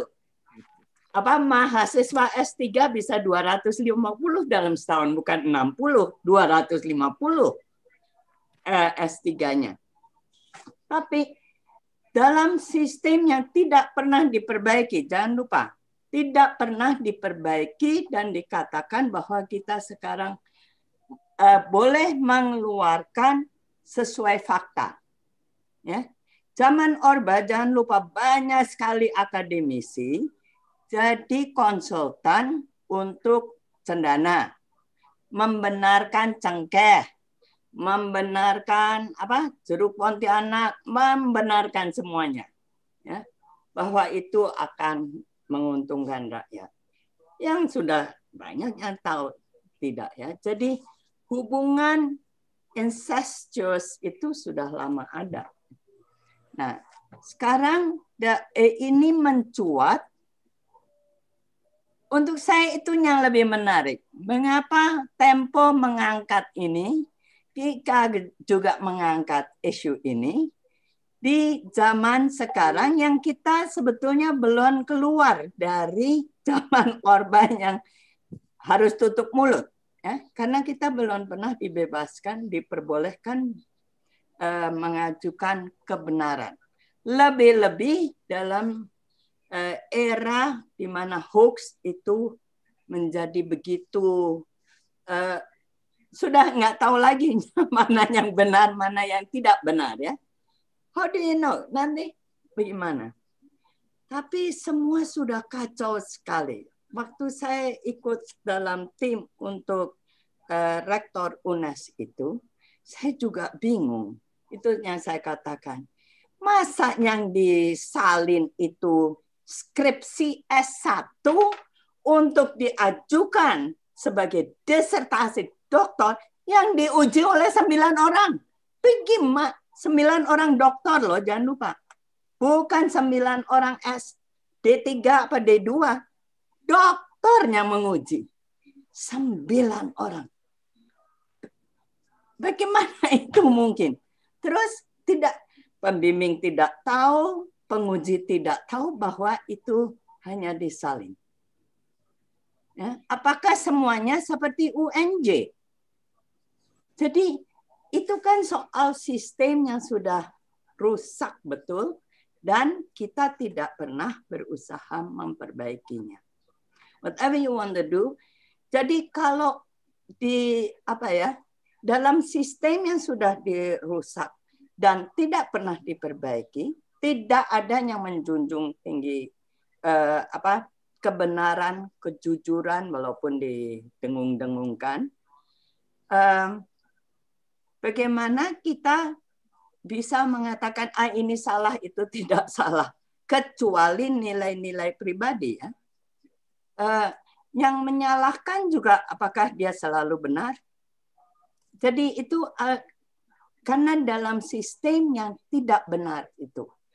Jadi yang saya harap dari kalian, generasi penerus nih, saya sih sudah sebentar lagi keluar, kalian yang harus tetap berjuang, fight for it, supaya di kampus itu kembalilah kejujuran dan kebenaran, dan mencapainya memang harus dengan hukuman. Tanpa hukuman tidak akan dapat diselesaikannya. Kalau baik-baik saja ya kita ikut-ikut saja seperti dari dulu sampai sekarang. Jadi harapan saya di kalian generasi berikut, fight for it, fight for justice, fight for truth, ya, dan perbaiki sistem pendidikan kita karena kita tidak akan bisa bersaing dengan negara lain. Masa kita doktornya, saya ke India, 1 perguruan tinggi, jumlah mahasiswa pasca sarjananya melebihi kita senegara. Jadi, sudahlah. Please, fight for sistem yang harus diperbaiki. Karena sampai sekarang tidak ada yang membicarakan sistem. It's the whole system stinks. Ya, di mana kita harus bisa mulai untuk memperbaiki. Terima kasih. Baik, terima kasih atas suntikan semangatnya, Prof. Meling. Ini ada pertanyaan titipan dari BEM UNES. Mungkin nanti saya juga akan mengundang Prof. Sulis untuk sekalian ikut mengomentari isu ini dan mungkin sedikit pandangannya dari pertanyaan ini teman-teman dari BEM UNES. Bagaimana potret relasi kuasa di kasus plagiatnya FR? Terlebih dari hasil investigasi Tempo, FR pernah bersurat ke Presiden, PBNU agar Nasir dipilih kembali sebagai menteri di periode 2 Jokowi. Independensi perguruan tinggi dan objektivitas kementerian yang mempermulus kasus ini. Bagaimana peluang ke depan secara etika akademik, hukum, dan politik setelah launching monografi Kika? Apakah berpeluang tersandung delik lainnya, mengingat kasus ini kompleks dan panjang perjalanannya, dan proses perjalanannya cukup panjang? Baik, itu pertanyaan dari teman-teman BEM UNES. Saya persilakan Prof. Sulis untuk memberikan insight. Terima kasih. Terima kasih kepada teman-teman pembicara terdahulu ya. Saya seperti Bu Meling menyampaikan senang bahwa kalian memberi perhatian secara khusus kepada kampus, termasuk teman dari Tempo ya. Tadi kan potret yang digambarkan itu buram semua ya. Saya kira itu penjelasannya tidak hanya tunggal karena persoalan-persoalan tertentu ya, tetapi sangat-sangat kompleks. Nggak bisa dijelaskan hanya dalam waktu 5 menit. Tapi gini, di antara semua potret buram ini, saya mau bilang bahwa kampus itu kan isinya orang-orang, aktor-aktor ya. Itu bukan identitas yang tunggal dan seragam juga. Jadi di antara semua yang buram, semua yang diam ya, ada kategori yang berikutnya adalah semua yang diam, tidak berani karena berbagai alasan gitu ya. Tapi juga ada dosen-dosen yang bersuara gitu ya. Dari tahun 98 kalau teman-teman masih ingat itu ya, yang ada di jalanan itu para dosen juga di belakang mahasiswa gitu ya, dengan segala risikonya ya. Nah, kemudian reformasi berjalan berapa puluh tahun ini, di dalam perjalanan itu selalu saja ada dosen-dosen yang turun ke jalan dalam berbagai persoalan, dalam berbagai tuntutan gitu ya. Misalnya ya, Ibu Meling, Ibu Saparina Sadli ya, dan banyak lagi yang sepuh-sepuh itu selalu turun ke jalan. Dan ketika ini ya Bu ya, soal revisi Undang-Undang KPK ya, Bu Meling itu dan saya bersedia loh berada di depan gedung DPR yang pintunya terkunci, lalu kami orasi di depan mobil bak terbuka itu bersama dengan orang-orang dari universitas yang berbeda-beda, ITB dan lain-lain, bukan hanya UI. Dan saya juga mengajak dekan-dekan UI untuk berani turun ke jalan soal-soal KPK juga gitu, dan banyak dekan-dekan gitu. Jadi menurut saya dalam hal ini ya, di kampus juga ada ketegangan-ketegangan antara berbagai kelompok yang orientasinya beda. Jadi jangan samakan semuanya buruk gitu. Enggak sih, enggak. Ada juga orang-orang pejuang di sana gitu. Saya nggak bilang saya, tapi banyak gitu orang-orang ya, dan mereka juga sangat bekerja sama dengan teman-teman NGO. Ya gitu ya. Kemudian yang kedua, saya mau bilang soal leadership itu penting banget, leadership di kampus. Jadi emang susah kalau udah punya rektor yang bermasalah. Kenapa leadership itu penting banget? Karena dia akan memastikan bahwa good university governance itu jalan baik ya. Jadi mau dikasih kebebasan akademik seperti apapun ya oleh negara, oleh konstitusi, bahkan di beberapa negara kebebasan akademik itu ada di konstitusi ya. Itu kalau nggak ada leadership yang baik yang memastikan bahwa semua tata kelola di kampus itu dilakukan secara transparan dan akuntabel, emang nggak jalan juga. mau banyak orang bagus, mau banyak orang pintar di kampus, tapi kalau good university governance nggak jalan juga gitu. Jadi itu kebebasan akademik harus dibarengi dengan good university governance. Kalau itu nggak terjadi, maka itu berarti otonomi kebebasan akademik memang disalahgunakan gitu ya. Jadi saya mau bilang itu sih, menambahkan itu. Terima kasih. Baik, terima kasih Prof. Sulis atas tanggapannya. Karena waktu sudah menunjukkan pukul 9.23, mungkin saya akan meminta masing-masing dari pembicara untuk memberikan pernyataan akhir untuk menutup diskusi ini. Silakan. Siapapun yang mau duluan. Barangkali duluan tuh masih narik rokok.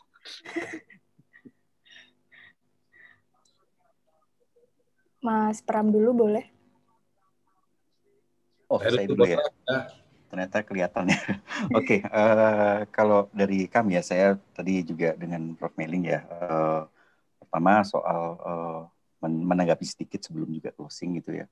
Mengapa Tempo mengangkat ini? Karena ini penting. Ini sangat penting gitu ya. Betapapun ini tidak menarik.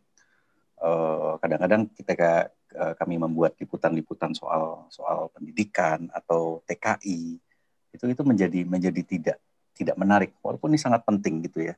Tapi memang harus ada orang-orang juga media yang melakukan tugas-tugas semacam ini, dan saya melihat juga masih ada media-media yang melakukan tugas-tugas semacam ini. Dan kalau sedikit mengoreksi, tadi juga disebutin bahwa angka 65 disebut 200, sebenarnya angkanya itu 327 tapi itu sepanjang 4 tahun. Dan kalau di rata-rata memang itu 65% ya, 65 mahasiswa doktoral per tahun, dan itu terlalu banyak, bahkan 20 saja itu sudah terlalu banyak kalau kata orang-orang di Dikti waktu itu. Nah, terima kasih sarannya Prof. Hanya itu boleh 3. kita semua akan terus coba nggak berhentilah sampai di sini. Soal soal bahwa ada dari Prof. Sulis soal adanya orang-orang baik di kampus, tentu saja kami percaya masih banyak orang-orang yang cukup baik gitu, yang juga punya integritas dan punya keresahan, dan justru karena bantuan mereka lah kemudian kami juga bisa menghasilkan liputan semacam ini. Lepas dari itu, closing statement saya kira kita sekarang berada dalam simpang jalan ya. Ini bahasanya agak klise sih. Simpang jalan, kita mau mundur atau kita mau maju. Kita melihat dalam beberapa kasus sudah disebutkan tadi soal undang-undang KPK, Omnibus Law dan segala macamnya, banyak mahasiswa juga masih turun ke jalan.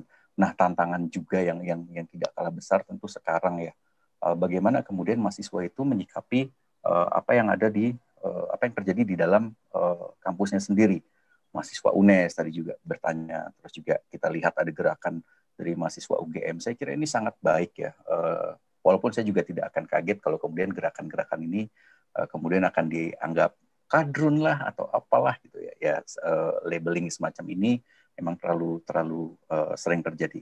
Tapi lepas dari itu, saya pikir kalau memang tidak ada perbaikan, ya kita harus melawan toh. Siapa lagi? Pilihannya hanya diam atau melawan. Itu. Terima kasih. Baik, terima kasih. Mungkin selanjutnya Mbak Asvin, silakan Mbak. Ya, jadi memang saya pikir semakin lama saya merasakan kampus itu semakin penting ya, komunitas kampus gitu. Awalnya saya tidak sadar betapa pentingnya mereka, tapi ketika berkali-kali berhadapan dengan para ahli gitu ya, yang membackup mulai dari koruptor hingga pelanggar lingkungan, perampas hak rakyat gitu, akhirnya saya menyadari pentingnya pentingnya posisi kampus ini. Dan sebetulnya saya melihat ada perkembangan yang luar biasa sih beberapa tahun ini ya, teman-teman Kika ini.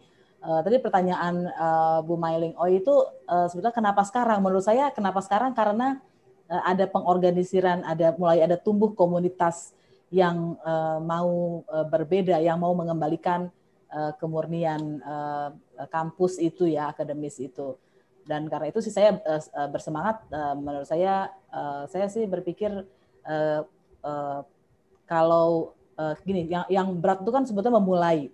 Dan ketika ada yang sudah memulai, ada peer group-nya, sebetulnya banyak orang baik tadi seperti kata Bu Sulis di kampus, tapi merasa sendiri.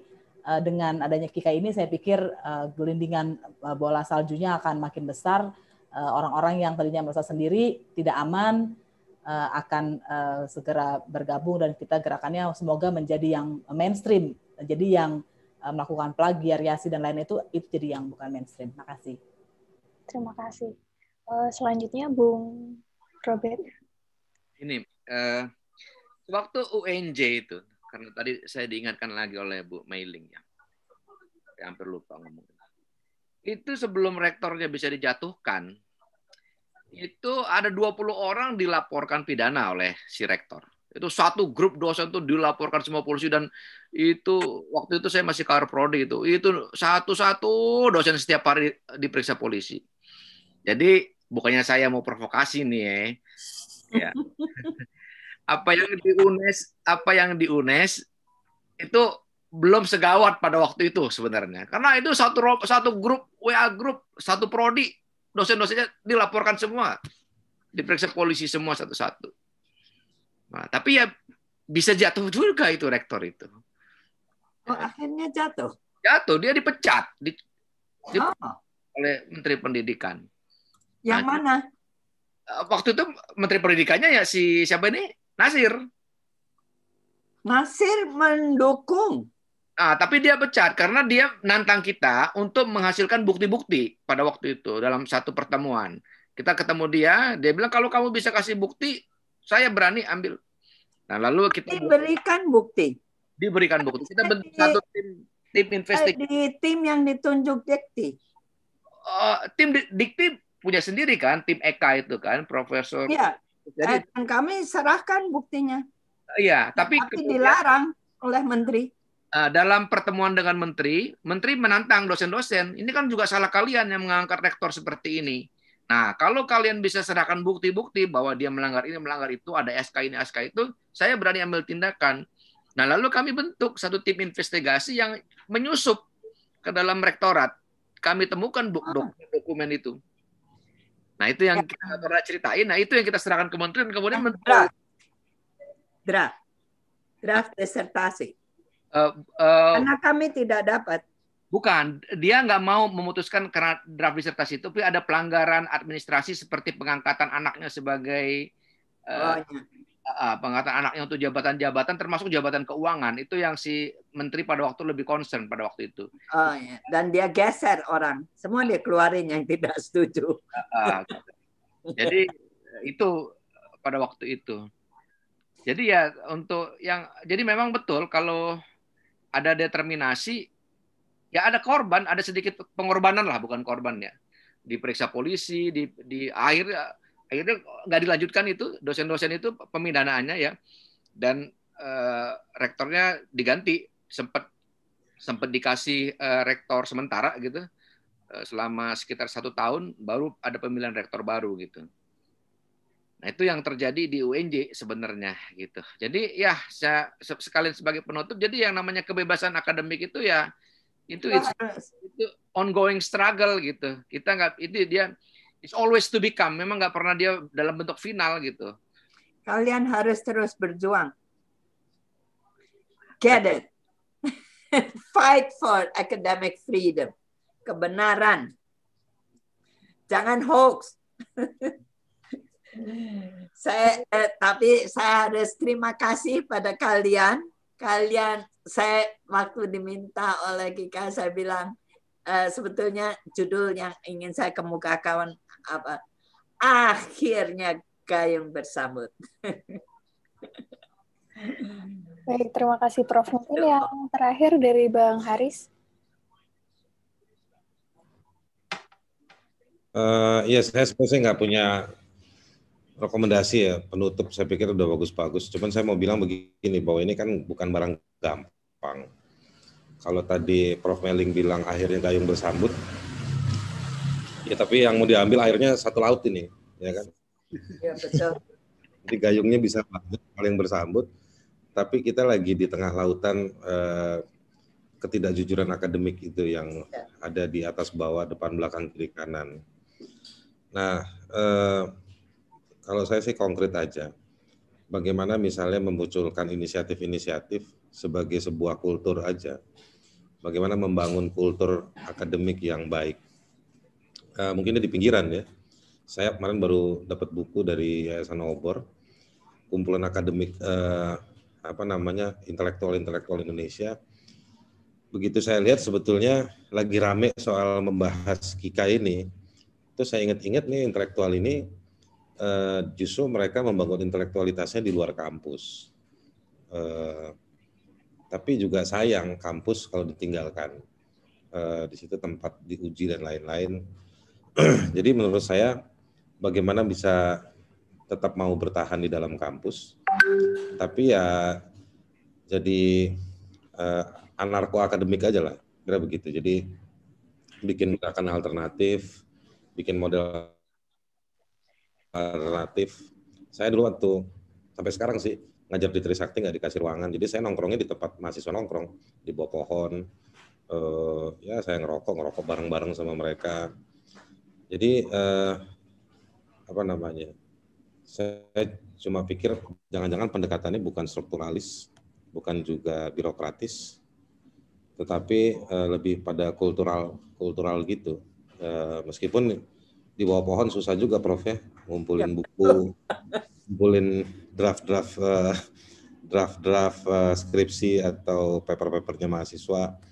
Tapi ya kayaknya mahasiswa juga rada-rada gila kan, jadi senang juga kalau kita ajak rock and roll gitu.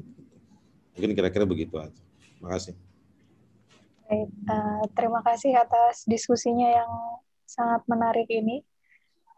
Jadi langkah konkret dari saya yang pertama, saya tidak akan menyimpulkan diskusi ini, saya kembalikan ke audiens, karena saya tidak mau membatasi kebebasan akademik mereka untuk menyimpulkan apa yang sudah diutarakan oleh presenter atau speaker pada malam hari ini.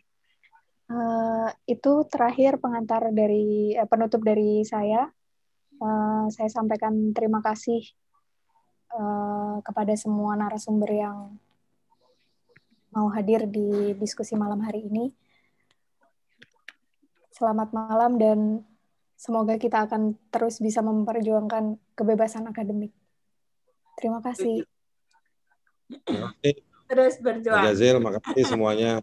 Makasih Bapak. Terima kasih. Mas Pram. Sehat-sehat semua ya. Selamat malam. Sehat semua. Terima kasih. Selamat Besok malam. seri dengan Sampai jumpa. mahasiswa. Oh iya, besok itu yang paling iya. besok itu. Running terus. Ya. Maraton. Terus berlanjut ya, nanti saya minta orang lain juga melanjutkan. Terima kasih Prof. Terima kasih Prof. Ini udah nggak direkam kan ya? Kami itu di UI